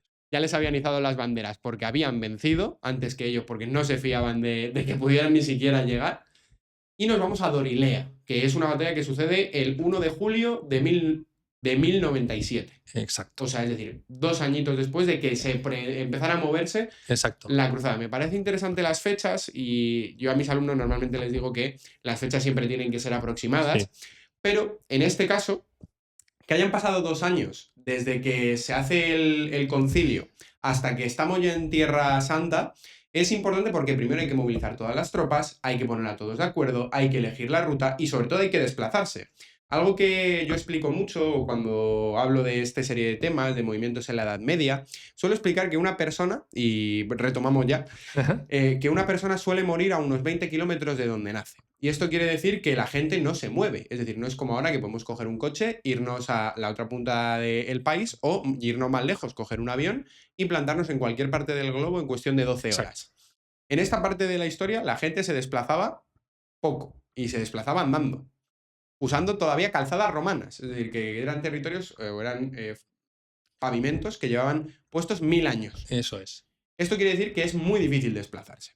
Por tanto, que estas batallas en 200 años más tarde tiene una repercusión muy importante, que es que la comunicación es lenta, la difusión de las ideas es lenta y sobre todo esta serie de batallas llevan un proceso lento. Muchos soldados de los que empezaron o que empezaron a movilizarse, si tenían cierta edad, es posible que no llegaran No, a este claro que no. conflicto entre la escasa esperanza media de vida y lo que se tarda en llegar de un punto a otro es lo que has hablado tú, de que de 20.000 pobres de esta cruzada de los pobres se quedaron 3.000.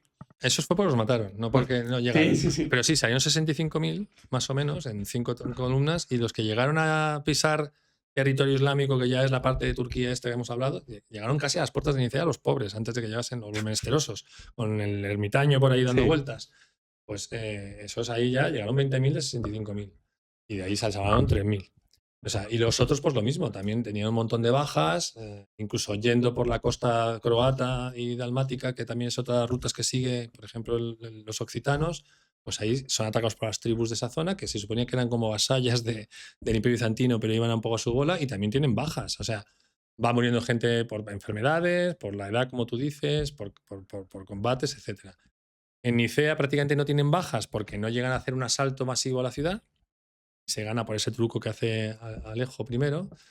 Y entonces salen de Nicea y en Dorilea el sultán del Rum, que el Rum es la... Otro otro Sultanato, sí, es un primo de los selyúcidas que estaban gobernando Bagdad, pero estaba por su cuenta, este era independiente. Entonces se llamaba Sultanato del Rum porque Rum es Roma, romano, y ellos tenían la parte que habían conquistado a los Rum, a los bizantinos, sí. a los Rum de Oriente. Entonces se llamaba Sultanato del Rum. Pues es preparar una emboscada, de hecho hace las paces con el típico jefe religioso que tenía por allí en las montañas, que era, y se ponen juntos para ir a por los cruzados. Y casi los sorprenden, van los cruzados en 3 divisiones distintas y pillan a la primera, y ahí es donde Bohemundo mantiene la moral y el cerco, están cercados, las montañas todas llenas y colinas de gente que se les echa encima, hasta que los otros que iban solo 5 kilómetros más atrás. Pero claro, 5 kilómetros, como tú dices, con la mayor parte de gente caminando, que bien cansados, los pertrechos, pues llegar ahí corriendo para poder ayudar al otro, pues casi los aniquilan. Llega justo Raimundo, Godofredo a romper el cerco que tenían ya los otros y los hacen huir. Dorilea es otro de los sitios donde un poco más y se va todo al garete. Y tienen esa suerte de que en Dorilea ganan y ya pues digamos que el sultán del Rum ha perdido Nicea, que era su capital, se tiene que mover a Konya, que está pues más allá, por el centro de lo que es Turquía, todo es la planicie, y ahí donde empieza principalmente para los cruzados lo más importante, ya no es tanta lucha con los turcos, estos selyúcidas del Rum, que se disuelven un poco, que se dedican a tierra quemada, a envenenar pozos, todo esto que después hicieron, por ejemplo, a los nazis, se lo hacen los rusos, o también los rusos se lo hacen a los napoleónicos.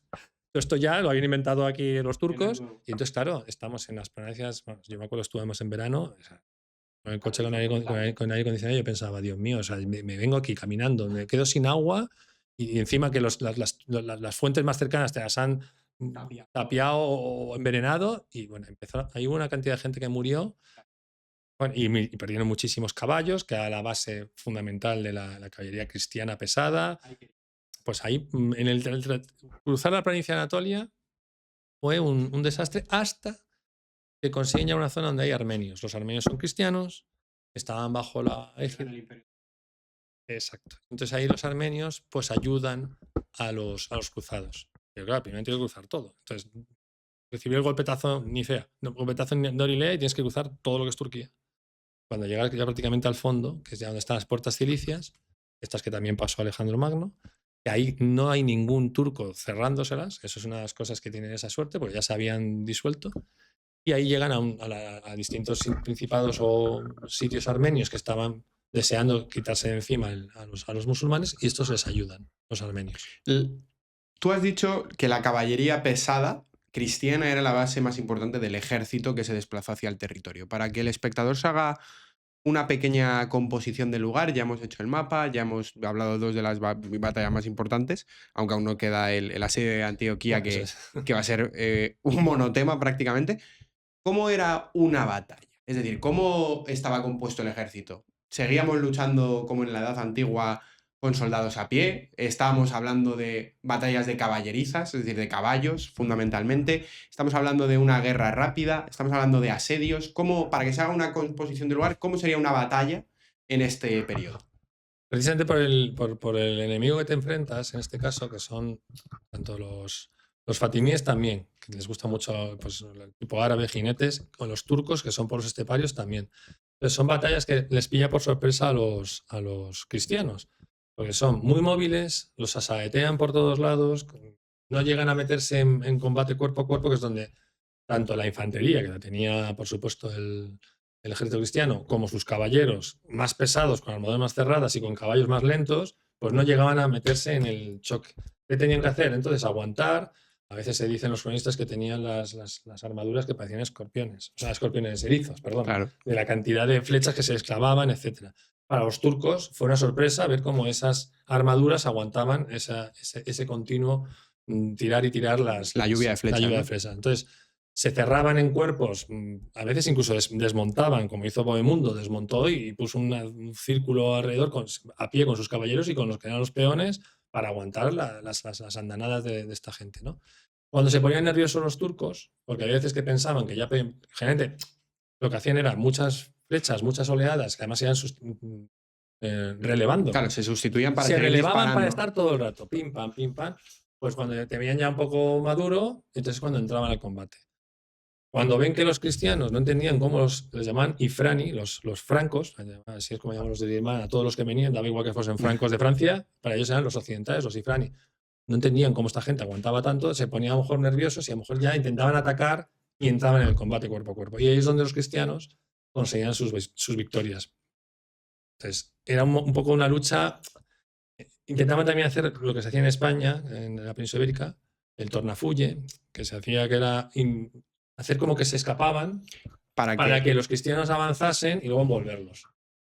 Eso también eran otras técnicas que usaban, que es del mundo islámico, que se usaba mucho aquí en la península ibérica y lo tuvieron que aprender a base de golpes los reinos cristianos. Pero bueno, un poco las batallas eran de ese estilo. No había caballería muy, muy, muy pesada, a diferencia que en la península ibérica los nazaríes de Granada sí la tenían una caballería pesada, han imitado ya a los cristianos, a los reyes cristianos. Aquí no, era caballería ligera, masas ingentes de gente, muchos voluntarios del yihad, lo veremos después. Empiezan ya a llamar al yihad, entonces viene un montón de gente que está poco preparada militarmente, pero son masas de gente fanática que te los tiran. Es meter civiles... Bueno, y carne de cañón. Claro. Carne de cañón, eso sí. Pero claro, y siempre estaban en inferioridad numérica mínimo 1 a 2, 1 a 3. Los cristianos, pero eso sí, estaban como acorazados. Los nobles, los peones sufrían mucho más, por supuesto. Los peones estaban para reponer y reponer y reponer. Bien, hemos hablado de Nicea, hemos hablado de Dorilea, vamos a hablar de Cilicia y de Tarso. ¿Qué dos batallas tenemos aquí? ¿Qué hay? En Cilicia no hay ninguna. ¿Vale? En Tarso hay una pequeña batallita. Una escaramuza. Una escaramuza que van teniendo dos de los que he hablado antes, que son Tancredo de Hauteville, que luego se llamará Tancredo de Galilea, por lo tanto este va a llegar allí. Este sobrevive. Y Balduino de Boulogne, que es hermano del duque de Bouillon, que los dos, hay un momento que se ponen, estos sí son ambiciosos, entonces quieren conseguir señores para ellos. ¿no? Entonces que van ellos a conquistar esa parte de la costa, mientras otros están con los armenios e intentando ir por otro lado, más seguro, estos dicen, nos arriesgamos. Llega uno antes que otro y entonces le abren las puertas los de Tarso una vez que se quitan de encima la población civil con la ayuda de estos cristianos que llegan. Llega el otro detrás y entonces reclama también que quiere la ciudad y ahí es donde casi se matan entre los dos líderes, pero es que luego entre los soldados hay muertes y unos asellan a otros. Luego tienen que hacer las paces. Claro, tenemos a los hermanos mayores, al duque Godofredo y al tío Bohemundo de Tarento, llamando a su gente después Se enfadan entre ellos, pero luego tienen que a sus subordinados, entre comillas, hermanos o sobrinos vasallos, Que frene. que frenen y reconvenirlos. Tarso lo aseguran esa parte de la costa y ya llegarán todos juntos a lo que es Antioquía. Pero ahí Balduino sigue queriendo, este Balduino Bolón es muy importante, veremos después, que es el hermano de Godofredo, oye a otros armenios que están más lejos, están en Edesa, eso ya es cruzando el Tigris, y entonces le piden ayuda, porque estaban sujetos por los musulmanes. Entonces este se va, consumes nada, no te digo, estamos hablando de 300, 400 hombres como mucho. Que es un cuerpo casi nada. pequeño, o sea, es un cuerpo de protección. Nada. Y se va a la aventura. La aventura, porque le llaman a los armenios, y va con los armenios, le saca del dominio musulmán y funda el primer estado cruzado, porque lo nombran conde. Claro. Una historia muy rocambolesca, porque también hay que reconocer el príncipe que había armenio. Hay unas historias que a Balduino no lo dejan tampoco muy bien. El rey leproso. No era el rey leproso. No, El rey leproso va a ser Balduino IV. Cuarto. Pero Balduino consigue hacerse conde. Es bisnieto, ¿no? Es tataranieto de Balduino I. Es familiar. Es familiar, pero no sé si directo. Tendría que mirarlo. Pero el nombre sí lo cogen porque el Balduino va a ser un nombre muy recurrente en el reino de Jerusalén. Vale. Que lo podemos hablar después. El caso es que una historia súper rocambolesca, consigue ser hijo adoptivo del príncipe, creo que se llamaba Toros. Al final, ese príncipe muere y él se queda como conde de Edesa. Mientras su hermano y el resto de cruzados están en Antioquía, ya rodeando Antioquía y haciendo la asedio de Antioquía, el que hablaremos ahora seguramente. Sí. Él ya tiene su condado en Edesa. Le salió redonda la jugada, prácticamente. Sí, se arriesgó un montón. Claro. Y le salió bien la jugada. Vale. Y ahora sí, nos toca, después de esta toma de Edesa, después de esta casi guerra civil fratricida entre los hermanos allí, otra vez tenemos otra guerra fratricida. Ahora sí que tenemos que hablar del asedio de Antioquía, porque si le quiero dedicar prácticamente una sección únicamente a este punto es porque es una de las batallas más importantes de la Primera Cruzada. ¿Qué hay en el asedio de Antioquía? ¿Qué nos puedes contar? Bueno, es una de las primeras ciudades que tienen que verdaderamente currarse en conseguir. Son 8 meses de asedio, ahí pasa de todo. Bueno, venían ya para empezar muy tocados, cruzar las planicies anatolias. Habían conseguido, pues con los armenios y algo de ayuda que manda también Balduino desde Edesa, les manda suministros para recuperarse un poco, pero Antioquía es tan grande que no consiguen rodearla del todo. Y entonces se escapan, a veces pueden mandar emisarios, etc. Y aparte tiene un montón de fortalezas en 4, 5, 3 millas alrededor que no toman previamente, van con mucha prisa para tomar Antioquía. Bueno, se llamaba la perla del Mediterráneo. Bueno, a la ciudad más importante en el comercial, político. Todavía tenía 400.000 habitantes. Que es 4. No, perdón, Antioquía no era esto, perdón, me he equivocado. 400.000 en esa época era Constantinopla. Antioquía había bajado mucho la importancia de la época romana y otras épocas, pero todavía seguía siendo un núcleo comercial muy importante y muy habitado. Tenía un gobernador que era un poco independiente del sultanato de los selyúcidas de Bagdad. Pide ayuda a todos los emiratos de alrededor y se encierra en la ciudad a esperar, porque es muy difícil asaltar los muros de Antioquía. Las distintas fortalezas que hay alrededor cometen el error de tomarlas desoyendo el consejo del general Tatiquios, que es el general bizantino que les ha estado guiando por todo el camino, porque Bizancio pone también 2.000 o 3.000 hombres, más este general que les hacen de guía por todo el lado, es el que también habla con los armenios para que todo sea más fácil, etc. Y les he dicho, hay que coger primero todo esto y luego ir a por Antioquía. Entonces, ¿qué ocurre? Que pierden un montón de tiempo después haciendo lo que tenían hecho antes para evitar que estas fortalezas de alrededor estén suministrando a Antioquía, colándose por los muros, etc. Cuando por fin cierran todo Antioquía, empiezan a tener problemas también de que se acercan el invierno. Antioquía la llaman, que esto fue una cosa que descubrí cuando estaba haciendo investigación, la Meona. Porque en esa zona, que te imaginas como que hay poca lluvia, pues al parecer llueve muchísimo en invierno, bajan las temperaturas, se desembarró todo el campamento, pues sumaré enfermedades, hambre y la premura, porque saben, por los espías, porque al final los cruzados no pensamos que no tienen espías. Que les van a rodear. Les van a rodear, saben que ha habido una petición de ayuda al Emirato de Alepo, al Emirato Sultanato de Damasco. El propio Bagdad se está movilizando para ayudar a una ciudad que, aunque tenga un gobernador un poco independiente, es suya.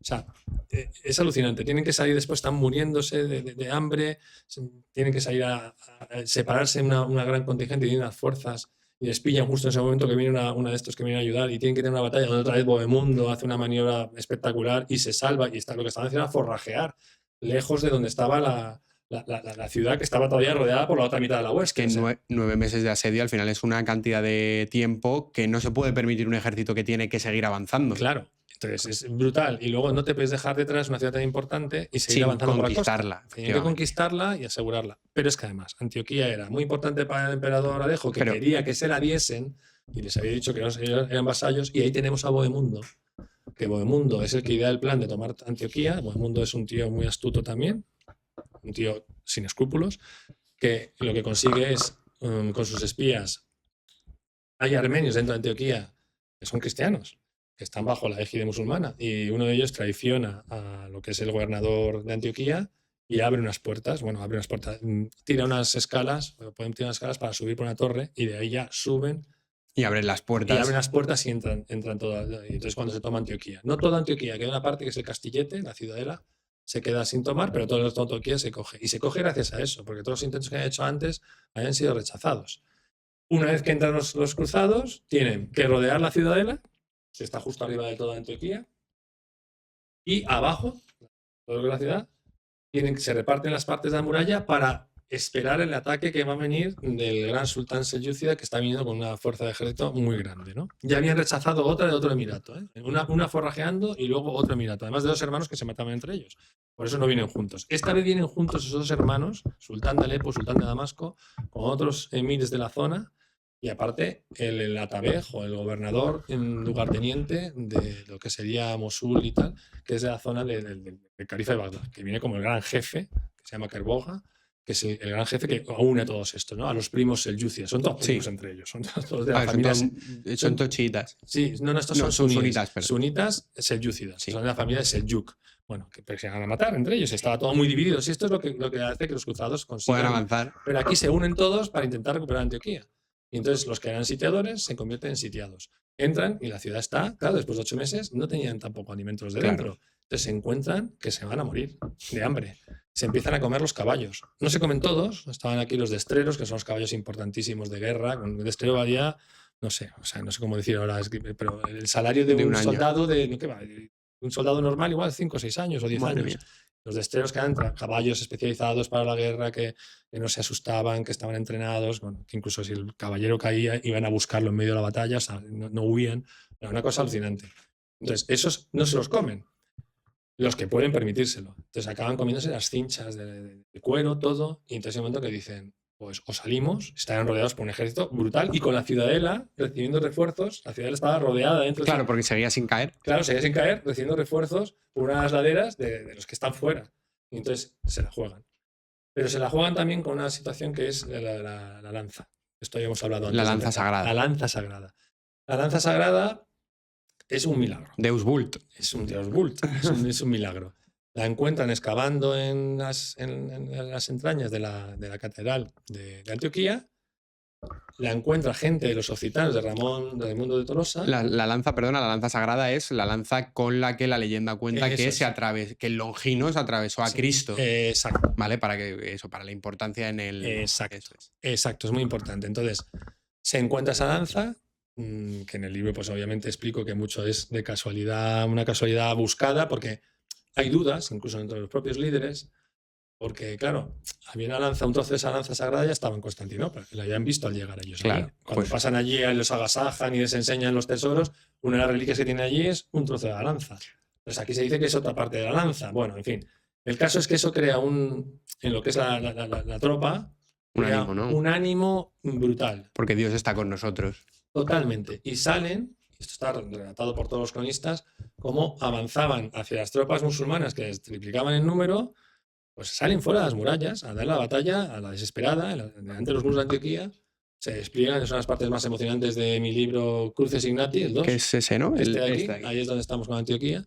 Y es muy emocionante cómo salen y van viendo así, a los propios santos, San Jorge, San Andrés, cabalgando con ellos. Y salen en el momento de éxtasis totalmente las tropas.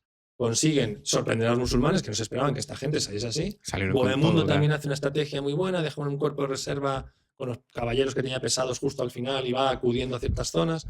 El caso es que la tradición que hacen entre los propios primos Seljuk, muchos de los emires hacen así, dicen, y entonces aprovechan para irse, dejan solo al gobernador que venía de allí, de Bagdad, Que nos queremos, pero no mucho. y se consigue ganar increíblemente a los sitiadores que en este momento eran los musulmanes. Es que es una auténtica victoria pírrica, es decir, es una remontada Toda. que ya simplemente la historia, ¿no? Es tan milagrosa en el sentido de que los cristianos al encontrar la lanza se llenan de fuerza, vitalidad y Eso resistencia es. para salir y hacer una gran batalla final, porque realmente era morir o vencer. No había No había otra. porque ya, aparte de eso, que tú bien has explicado que la ciudad está absolutamente sitiada, el invierno había llegado, no había comida, Nada. los recursos eran ínfimos. Entonces, supone una victoria de tal manera que permite realmente, sí, a ver, obviamente la conquista de Jerusalén es la verdadera gran victoria Sí. de este periodo, ¿no? De la primera cruzada. Pero realmente la victoria en el sitio de Antioquía, el sitio que tenían los cristianos hecho por los Exacto, musulmanes, exacto. es realmente el pie, el puntal de lanza Totalmente. que abre la posibilidad de llegar a Jerusalén. Totalmente. Y es más, en la iconografía posterior, ¿Sí? usada por otros papas, no ya por Urbano, y en otras cruzadas, se habla expresamente de Antioquía casi más que de Jerusalén, porque Antioquía además era La ciudad de San Pedro. La ciudad de San Pedro, la ciudad de los papas. Y como los papas después están intentando a estos reyes que le quieren quitar protagonismo, en la tercera cruzada que hemos hablado, que son Sí. reyes que quieren volver a tener su protagonismo en la cruzada, refuerzan sobre todo la toma de Antioquía, la ciudad de los papas, porque les interesa, porque es un mensaje Es más política. exacto, es política entre ellos, ¿no? Y Antioquía era tan importante por lo que has dicho, como también por el símbolo que significaba para el papado. Pues como bien has dicho, o como estábamos narrando, esta victoria nos abre las puertas de Jerusalén, Exacto. metafóricamente. El ejército ya se está desplazando y está llegando hacia la Tierra Santa. Se está llegando al punto donde empezamos esta aventura. Vamos a hablar de la conquista de Jerusalén, porque Venga. realmente si hemos entendido que Antioquía era un punto fundamental, sin duda, donde estaba el Santo Sepulcro, el monte Gólgota, esa Jerusalén ya del siglo XII, siglo XIII, es fundamental. ¿Qué hay en esta Jerusalén? ¿Qué se encontraron los cruzados cuando llegaron a esta ciudad? ¿Qué podemos decir de Jerusalén? Vale. Es una Jerusalén, para empezar, que ya no es tan importante como ha sido antiguamente. Solamente es importante en un sentido espiritual. Bien. Digo, para que sepamos la importancia que tenía comercialmente, administrativamente e incluso militarmente para lo que era el entramado del Islam. Islam que estaba muy dividido. Era más importante en ese momento Ramla, más tenía prácticamente la misma población que Jerusalén, y en el tema administrativo, y en el tema militar era más Ascalón. Ascalón es otro sitio muy importante, que es una ciudad que está en la zona de Gaza ahora mismo, un puerto marítimo donde llegaban todas las flotas fatimíes y tenían ahí un montón de ejército. Jerusalén lo que era importante era como símbolo religioso para las tres religiones, pero fundamentalmente para los cristianos. A ver, los musulmanes también, no la sienten mucho, pero para ellos es su tercer sitio santo. Tienen antes la Meca y Medina, que son sus primeros sitios de peregrinación, ¿vale? Pero sigue siendo muy importante para ellos. En este momento Jerusalén igual no tenía más de 30.000 habitantes. Vale. Digo, porque esto va a tener que ver después con cuando se habla de la masacre de Jerusalén, las cifras que dan los musulmanes. Hablan de 70.000, ¿no? Claro, hablan de 70.000 y 70.000 no había en ese momento. O sea, todos ustedes modernos dicen que como mucho había 30.000. Y hay una cosa que tener en cuenta, de esos 30.000, muchos eran cristianos. Por lo tanto, en el momento de entrar en la ciudad, igual había 20 y tantos mil. ¿Que se mata muchísimo, a casi todos, lo veremos después? Sí. Pero es que muchos cristianos lo que ocurre es que el general Fatimi, porque espera, en este momento ya no están los selyúcidas en Jerusalén. Están los fatimíes. Claro, los fatimíes han aprovechado que los selyúcidas están peleándose con los cruzados arriba y han llegado y han retomado Jerusalén. Y digo retomar porque Jerusalén al principio eran los fatimíes, que eran los que gobernaban Jerusalén hasta que llegaron los turcos selyúcidas muy pujantes y se la quitan.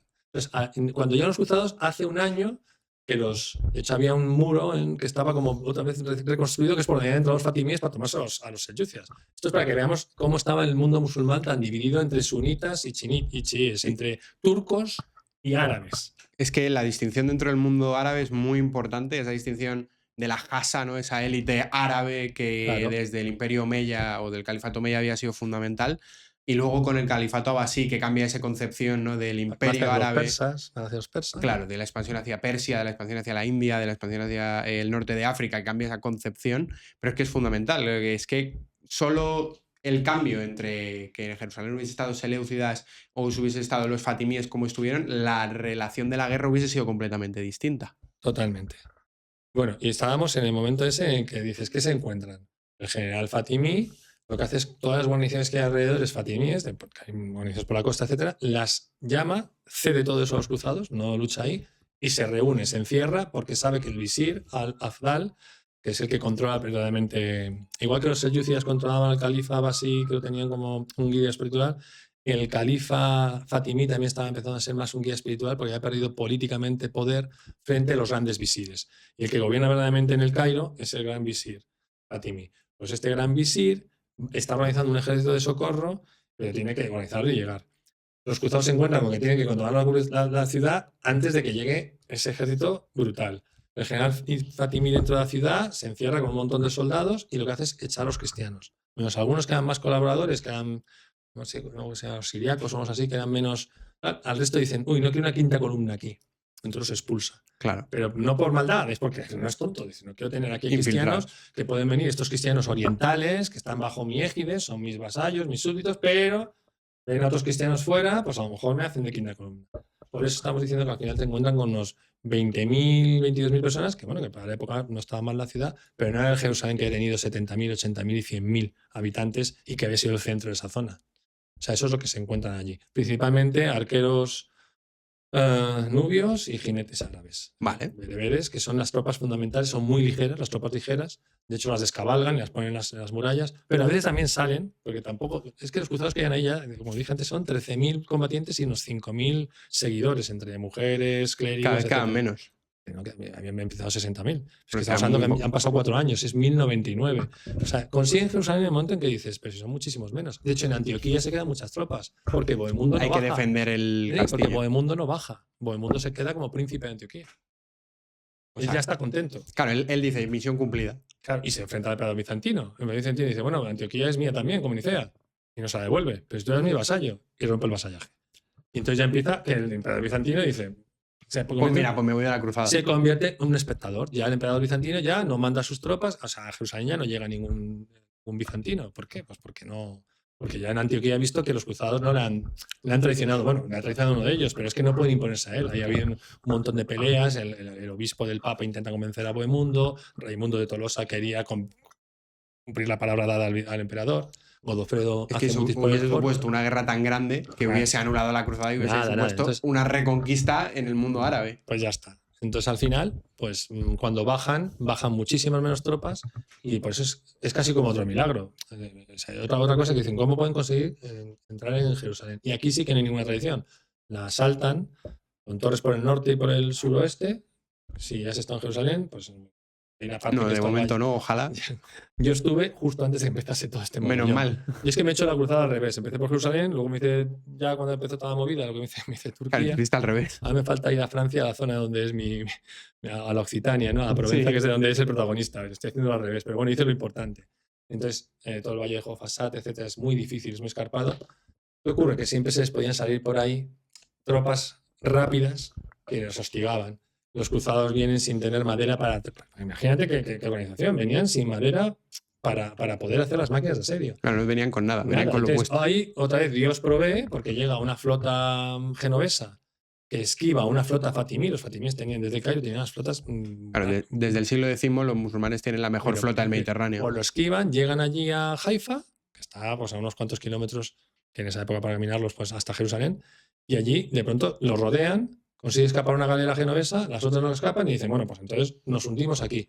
Se hunden, cogen la madera, vienen un grupo de cruzados a ayudarles a volver, sufren emboscadas de todos estos que salen de Jerusalén porque se escapan del cerco de Jerusalén, claro, y los hostigan, llegan con esa madera y por fin consiguen hacer las torres de asedio, una por el norte y otra por el suroeste, con las que van a saltar, solamente con 2 torres, lo que es Jerusalén. ¿Y cómo desde dentro se vivió? Porque al final, por a muchos ha sido considerado una matanza. Lo que se hizo en Jerusalén es entrar a sangre y fuego. Sí. Y a mí me recuerda mucho, llevándolo a mi ámbito de estudio, a lo que hizo César en Córdoba. Es decir, aquí se va a acabar hasta con el último disidente.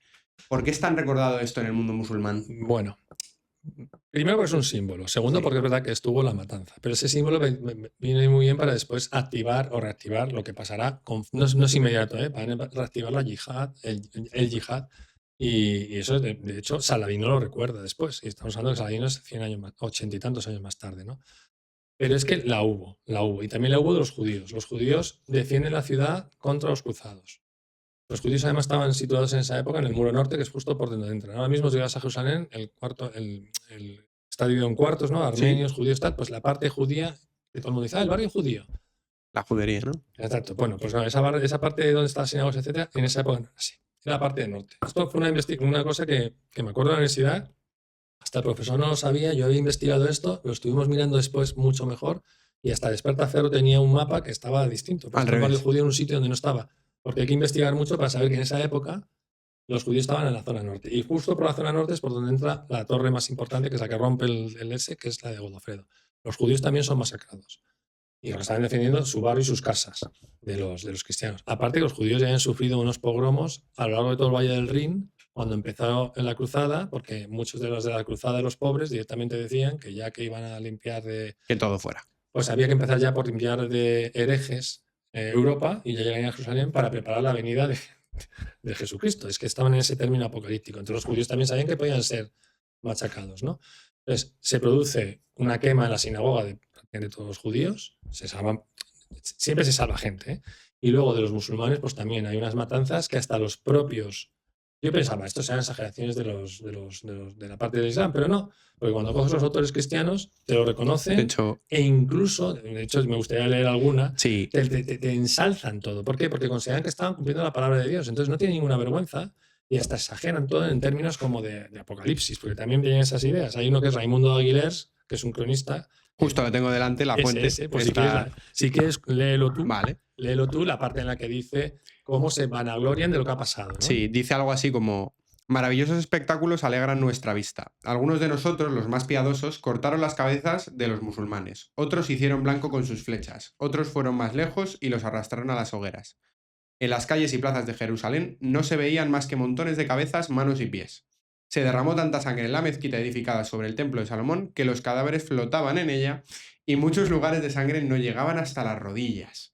O sea, Y no dice cuántos eran. y Pero no se corta un pelo en decirlo no, porque al final, como es una misión divina. totalmente. Luego está el Gesta Francorum, que es de un autor anónimo, dice prácticamente lo mismo. Sí, lo tenemos aquí. Entonces, claro, cuando llegan los musulmanes con sus eruditos, sus tal, a contar esta historia, bueno, pues algunos exageran hasta 70.000, se saben de 70.000, pero desde luego la masacre existió y fue. En esa época, los usos de la guerra eran que si una ciudad se resistía, podía ser pasada por las armas. Esto también sale en mi libro Fratricida, que son los usos de la guerra, Sí. y lo aceptan tanto los que reciben el asedio, saben que son las leyes de la guerra. Es como un aviso al resto de ciudades. Morir o matar.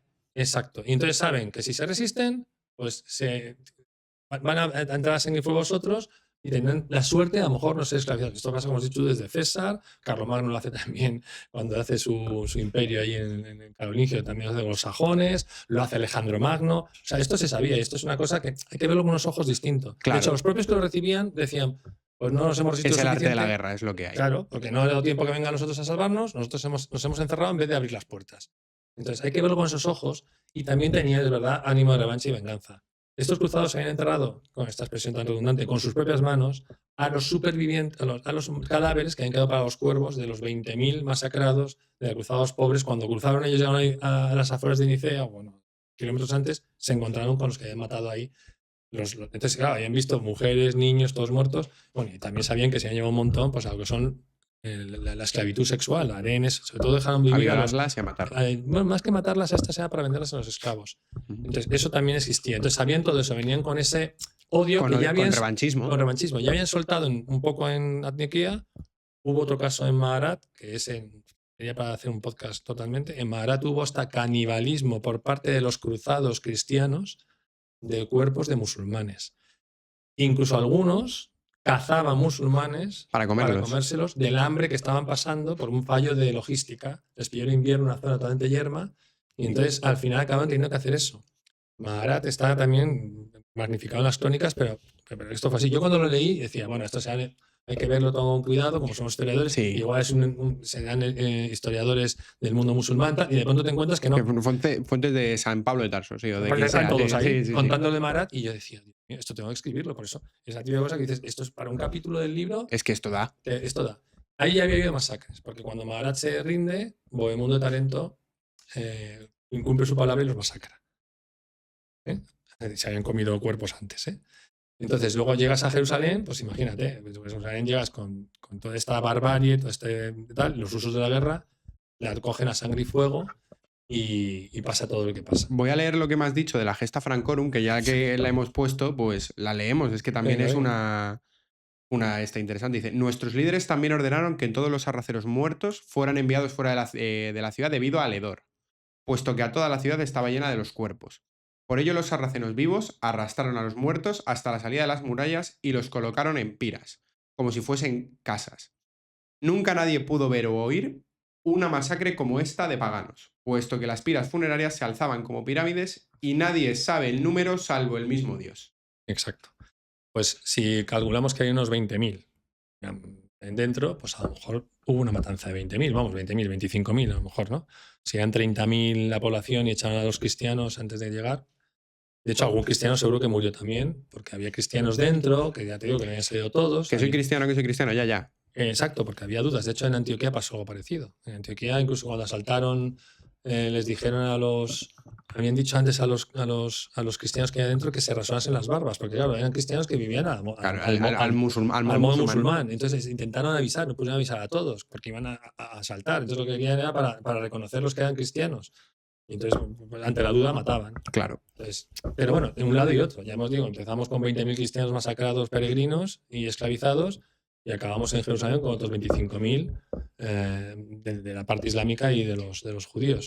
Decía que lo más importante es qué pasó después del asedio de Jerusalén. ¿Quién se queda a Tierra Santa? ¿Se la queda Dios o se la queda un noble? ¿Qué pasa con ello? Al principio, y este es el kit, el Papa consigue lo que quería, que es que se la queda a Dios. Ojo que el Papa no se entera. Hablamos del papado como una institución. El Papa no se entera de que Jerusalén ha sido conquistada por el tema de las comunicaciones. El pobre Urbano II se muere antes de que le llegue la noticia de que Jerusalén ha sido conquistada. Y de que la idea además que él tenía se cumple, por lo menos durante un año, que es Godofredo de Bouillon se impone al resto de nobles. Recordemos que Bohemundo no está aquí, el otro importante es Raimundo de Tolosa, que era el que en principio tenía más el favor del Papa, pero Godofredo, que era el maniobra también, es inteligente, no solamente es un hombre muy piadoso, muy religioso y que aburría a los capellanes, y ese es el más cercano a las ideas del Papa, entonces es el elegido al final. Y de hecho rechaza la corona. Sí, lo de no osar ceñir corona, donde Cristo nuestro Señor portó unas espinas, ¿no? Exacto. Donde Cristo nuestro Señor portó una corona de espinas, yo no osaré todo. Entonces rechaza ser coronado como rey. Y entonces se convierte en un príncipe, un princeps, un gobernador de tal, dependiendo del Papa. Y además él lo que se intitula es Santi Sepulcri Advocatum, defensor del Santo Sepulcro. Y ese es el título que tenían después todos los reyes de Jerusalén, pero es que él no es rey. Hasta Felipe VI. Eso es. Entonces él no es rey, no quiere ser rey. Lo que ocurre es que Godofredo se muere en un año más o menos. Hay quien dice que de un flechazo. Ahí es donde ya en el libro ya tuve que poner distintas cosas porque no sabíamos exactamente cómo era. Hay otros que dicen que se siente mal después de no sé qué, que se le han dado una copa. Hay un montón de teorías. El caso es que de pronto un personaje que podía todavía seguir viviendo bastante, pues fallece y se deja este protectorado, por así decirlo, dependiente del Papa, se queda sin defensor del Santo Sepulcro y hay que elegir quién se va a sustituirlo. Entonces, su hermano Balduino viene, conde de Edesa en ese momento, Balduino de Bologne, viene desde Edesa y hay una pugna, a punto de una guerra civil entre todos los nobles que hay allí por ver quién se queda con el gobierno. Y al final, Balduino se impone, que por cierto casi muere en el viaje, porque van contra él también, por supuesto, tenía que cruzar territorios musulmanes que estaban ya reaccionando y yendo por él, se salva por los pelos, pero llega. Y al final él sí que acepta la corona que le ofrecen. Llega más a una entente con el patriarca, bueno, unas historias. El patriarca latino de Jerusalén, que no es el patriarca ortodoxo, que le habían quitado. Cuando llegan los cruzados se habían puesto el patriarca latino. Y entonces a ese ya sí lo coronan. Balduino I de Jerusalén. Por eso decía que el nombre de Balduino iba a salir después. Pero es que luego cuando Balduino, una década después, no me acuerdo si son 10 años o más, fallezca, otra vez hay que elegir rey.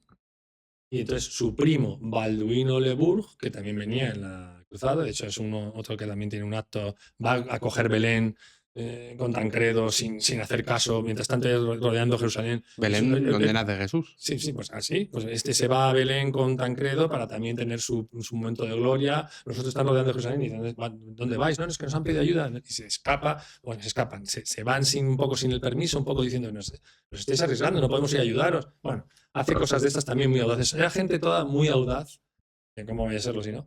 Pues este Balduino, que estaba en un plano totalmente secundario, pues ahora va a ser Balduino II de Jerusalén. Entonces ahí tenemos estos balduinos, ¿no? Que llamamos a Balduino IV. Sí. Pues el nombre Balduino pues van... Común. Es muy común y además casi todos están relacionados. Si no son primos, son tíos, son sobrinos, etc. Y entonces, al final, por eso sí. digo, ahí a partir del primer año ya Jerusalén se queda como un estado temporal más y con un rey más. ¿Y cómo este reino, que tiene que convivir con herencia musulmana por todo lo que le rodea, ahora católico de nuevo por su tradición y por la conquista de la Primera Cruzada, cómo va a tratar a los pueblos, a las religiones minoritarias? ¿Cómo va a tratar al Islam y cómo va a tratar a los judíos en este territorio? ¿Cómo va a ser este estado? Vale. Aquí es donde están unas cosas que se dice siempre que se fue para allá por parte de los cristianos, sangre, fuego, conversiones forzosas y la espada, y que se hacían matanzas. Las matanzas fueron puntuales, como hemos visto, en los momentos de tomas de ciudades y dentro de los usos de la guerra. En el día a día, la población mayoritaria era musulmana o bien cristiana oriental, ¿vale? Cristiana ortodoxa. A los musulmanes no solamente se les perdonó la vida, sino que además era la masa más importante, se necesitaban para labrar los campos, etc. Entonces, quitando algunos que hicieron un exilio, se fueron a Damasco, a Alepo, a los emiratos que estaban alrededor, que luego habrá un montón de luchas, pero el exilio fue mínimo, mientras que para el Islam es muy fundamental que tú no puedes estar viviendo sin convertirte o sin pagar impuestos. No, viviendo, no digo nosotros en los que somos de cultura o cristianos. Digo que ellos, como musulmanes, no deberían estar, según el Islam, siendo regidos por impuros como son los cristianos. Tienen que autoexiliarse. Pero la mayor parte de esta gente tiene amor a su territorio. A su territorio. Entonces, claro, tienes ahí sus ancestros, llevaban viviendo ahí siglos. Entonces, muchos se quedan y de pronto ven que los cristianos no solamente les dejan seguir con sus rezos, les dejan seguir con sus mezquitas, etcétera, porque los cristianos son pragmáticos. ¿Qué hacen estos cruzados? Que apenas en 200 años van a ser 15.000, 20.000, no hay más, rodeados de musulmanes por todos lados. Dejarles convivir. Pues conviven con ellos e incluso pues, son los que se encargan de recaudar los impuestos, el rais del turno de cada comunidad musulmana es el que se encarga pues también de producir, de tal. Entonces tienen una autonomía porque la mayor parte de los nobles cruzados con sus tierras lo que les interesa es, me las llevan, tengo mano de obra, no quiero que se conviertan porque muchos eran esclavos, ¿sabes? Entonces, claro. Si se convierten a ser cristianos yo no puedo hacerlos esclavos. Entonces, otros muchos estaban pues, en una situación de servidumbre manifiesta, entonces ellos ¿qué hacen? Pues me voy a Jerusalén, que es donde está el meollo, las entrañas palaciegas, y a mí mis tierras que están en Galilea o no sé dónde me las está llevando el rey musulmán, que es el capo de esa zona. Entonces los musulmanes al final ven que también tienen que pagar un impuesto que es menor que el que estaban pagando antes a sus señores. Les salía más rentable, les salía más a cuenta. Fue una casualidad, ellos no se lo esperaban. Estaban pagando más a los señores turcos o a los señores fatimíes según los iban conquistando y de pronto ven que estos señores cruzados les ponen un impuesto, pero es menor. Al final yo, que esto es cosecha mía, porque lo digo siempre porque hice la equiparación, yo cuando estaba viendo esto y estaba viendo al Andalus, pues vi que fue lo que pasó aquí en el Andalus. Esta de la tolerancia, no es tolerancia, es pragmatismo. Tú dejas que estén ahí mientras te pagan un impuesto. ¿Y por qué? Porque tú necesitas esa mano de obra. Es lo que pasó. Aquí no hubo más de 20.000 árabes y otros 100.000 o 150.000 entre bereberes, etcétera, con una población que ya, para empezar, hispano-visigodo-romana de 6 millones. Pero necesitaban a esa gente, a esos árabes, etcétera. Entonces, como el Islam les permite convertirse, o sea, no convertirse y pagar un impuesto, pues eso. Entonces, eso que se ha llamado aquí tolerancia y tal, que hay una discusión historiográfica muy grande sobre muy si amplia. Real tolerancia o no. Es pragmatismo. Es pragmatismo. ¿Qué hacen los cruzados allí? Exactamente lo mismo. Les cobran los impuestos, no sé qué, les dejan tener sus... Incluso al final les van a dejar entrar en Jerusalén. Al principio nos dejaban entrar en Jerusalén para no tener una quinta columna. Claro, luego les van a dejar, incluso les dejaban entrar a ver la cúpula y todo eso, pero tenían que irse por la noche. No podían vivir allí. Luego, con el tiempo, con Balduino II, me parece que es, ya les deja incluso asentarse. O sea, hay una especie de tolerancia que tampoco era tal, es que los necesitaban. Claro. Pero no es esto que nos han vendido, como retomando con lo que hemos hablado antes, de que se iba allí a masacrar, a quemar, a arrasar y que hay un fanatismo No, sí, luego, intransigente. claro, si tú llegabas al territorio una vez conquistado, dices, pues tengo que reconstruir todo lo que hemos asediado, necesito mano de obra, qué mejor que la mano de obra de gente que es temerosa de lo que pueda pasar. Si tú a esa gente le vendes necesariamente que pudiendo pagar un impuesto que es más bajo que el que pagan a sus anteriores reyes, Que fue una sorpresa claro, para ellos. esos hombres, es que el pensamiento que a mí se me viene a la cabeza es, pues teníamos que habernos rendido antes. La gente, obviamente, la gente de a pie, por supuesto. Claro, como Por si supuesto. nosotros nos hubiésemos rendido antes, hubiésemos evitado que parte de la población muriese, y es más, es que empezaríamos a pagar menos antes. Claro, pero bueno, eso es parte de la historia que no sabes hasta que te ha pasado todo, ¿no? Porque también puedes Claro, tener es un el miedo que capitán te... a posteriori. Claro, güey, tú puedes tener el miedo y dices, esta gente que viene, igual viene aquí a violar, ¿no? Y a Claro. cortar el... Y hablando de esa sensación del mundo musulmán, ¿cómo lo veían los musulmanes la llegada de los cruzados? Los de a pie, ¿cómo se veía? Vale, eso es muy interesante. Por un lado, lo que son los dirigentes al principio se lo toman todo un poco, que eso es otro de los éxitos de la cruzada. La cruzada tiene éxito precisamente porque no les hacen mucho caso. Los ven llegar allí, el propio sultán del Rum se lo toma como había matado prácticamente a 20.000 Mindundis, claro. mindundis, zarrapastrosos, los pobres, menesterosos, que había también nobles que iban con ellos, nobles de segundo grado, casi no tenían fuerzas, los peregrinos de verdad, profesionales. Tenían, pero y descoordinados y nada. Entonces, claro, se lo toma un poco. Entonces, de pronto llegan estos, les cogen Nicea, les ganan la idea y empiezan a decir, uy, esto tal. Pero luego los selyúcidas que están más abajo, en Antioquía y tal, dicen, bueno, esta gente llegará, vendrá, sacará y se irá. Son un grupo de mercenarios que lo manda a Bizancio. Bizancio antiguamente había tenido algunos también aventureros europeos que habían hecho lo mismo. Entonces lo toman todo como, pero claro, cuando ven que siguen avanzando, que pasan los años, que siguen tomando poblaciones, que no se van, que no sé a quién se van, que en Antioquía monta un principado, empiezan a bajar por la costa, van tomando Trípoli, van tomando no sé qué, o van. Entonces empiezan a decir, uy, y cuando les cogen Jerusalén, es cuando de Un pronto. castigo de Dios. Castigo de Dios. O sea, muchos de sus eruditos dicen, esto es que no hemos hecho el yihad de las dos maneras que dije. La Guerra Santa, La ¿no? Guerra Santa la hemos dejado de hacer desde la época gloriosa del califa Mahoma, los califas ortodoxos y los primeros omeyas. Sí, Abu Bakr, Otmán. Claro, todo esto era fundamental. Y los primeros omeyas, toda esa expansión. Y entonces nos hemos acomodado. Llevamos 2 siglos acomodándonos. Que sí, que de vez en cuando el típico comandante o rey o sultán o califa lanza un ataque al mundo cristiano, porque el objetivo del Islam es que todo el mundo sea dar al Islam, la casa del Islam, ¿no? Entonces, los de no estar ahora es dar al Hub, que es ahora es dar al Hub, la casa de la guerra. Entonces, ellos ese es su objetivo, pero ya como que sean y después se empiezan a matar entre ellos, estas divisiones de sunitas y chiíes, y luego los curaisíes y todo, todo eso. Entonces, claro, todo ese mogollón empieza a decir, nos hemos equivocado, sus eruditos, ¿no? Los que están en las madrasas, etcétera, y muchos son contemporáneos de la época, claro. ¿no? Y empiezan a decir, el mismo Alá nos está castigando. Nos está castigando. No hemos cumplido ni con el yihad de Guerra Santa, ni con el yihad. Estamos incumpliendo nuestro deber de ser mejor persona y mejor musulmán y de cumplir bien los preceptos del Islam. Entonces es un castigo divino. Entonces principalmente lo ven como algo así. Tiene algunos otros que son un poco más de cariz más político y también empiezan a decir que esto no fue improvisado, que esas son las cosas que siempre se dice, que si la cruzada fue improvisada. Está ya atestiguado que no. Que no, fue algo bien planificado por parte de los europeos. Otra cosa es lanzarte a esta empresa si sale, pero sabían en ese momento, el Papa en el momento que se lanza sabía que el mundo musulmán estaba muy dividido. Y eso se aprovecha. Entonces hay algunos propios eruditos musulmanes que dicen que es una ofensiva coordinada, por eso me gusta hablar de civilizaciones, de que el cristianismo está yendo a por Jerusalén y a por el mundo islámico de manera coordinada. Y dicen, se nos ha caído Toledo. En 1085, ¿no? 1085, Sicilia se recupera en 1090 y tantos, que era un emirato tal. Y ahora esta gente viene aquí. Esto es que el mundo cristiano está coordinado. Exacto. Y están haciendo un avance coordinado. Entonces, por ahí van un poco las explicaciones, ¿no?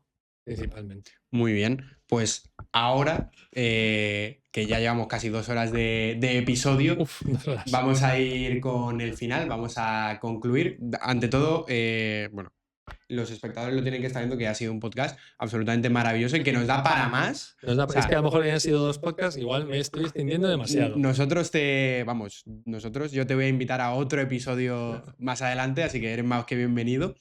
y vamos a ir concluyendo. Primero, me gustaría que me dijeras a quién te gustaría ver aquí, a quién te gustaría que viniera a hablarnos de historia, de filosofía, de política, a quién te gustaría ver aquí para una próxima entrevista. A ver, si se pudiera, a mí me encantaría a José Sotochica. Muy bien, un gran escritor. Exacto. Además ha tocado mucho el tema de los visigodos con la novela Egilona, que además está ahí, la conquista es justo el cruce que hace el mundo islámico a la península ibérica, se trata todo muy bien. Y luego, bueno, yo soy asturiano, he sacado Pelayo. Don Pelayo. Entonces está esta mitología que hay alrededor de Covadonga, todas estas discusiones, tiene una novela preciosa sobre esto, y él pues tiene una argumentación que a mí me parece bastante acertada.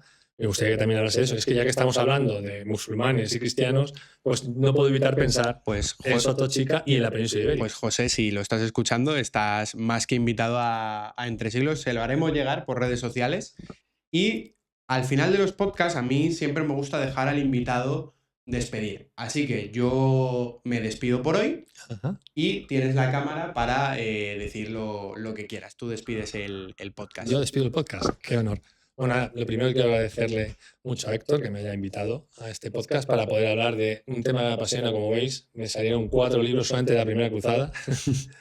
Y bueno, también tengo mi libro El Fratricida, en el que he dicho antes que había una pequeña cruzada, y es porque relacionando todo este tema del mundo cristiano con el mundo musulmán, cuando siempre se mantienen las luchas, también pasa en que todos los reyes castellanos, incluso ya cuando estamos hablando de 1300 y pico, recordemos que canónicamente las cruzadas son del siglo XI al siglo XIII, ya estamos aquí en el siglo XIV, todos los reyes cristianos en Castilla sobre todo iban haciendo cada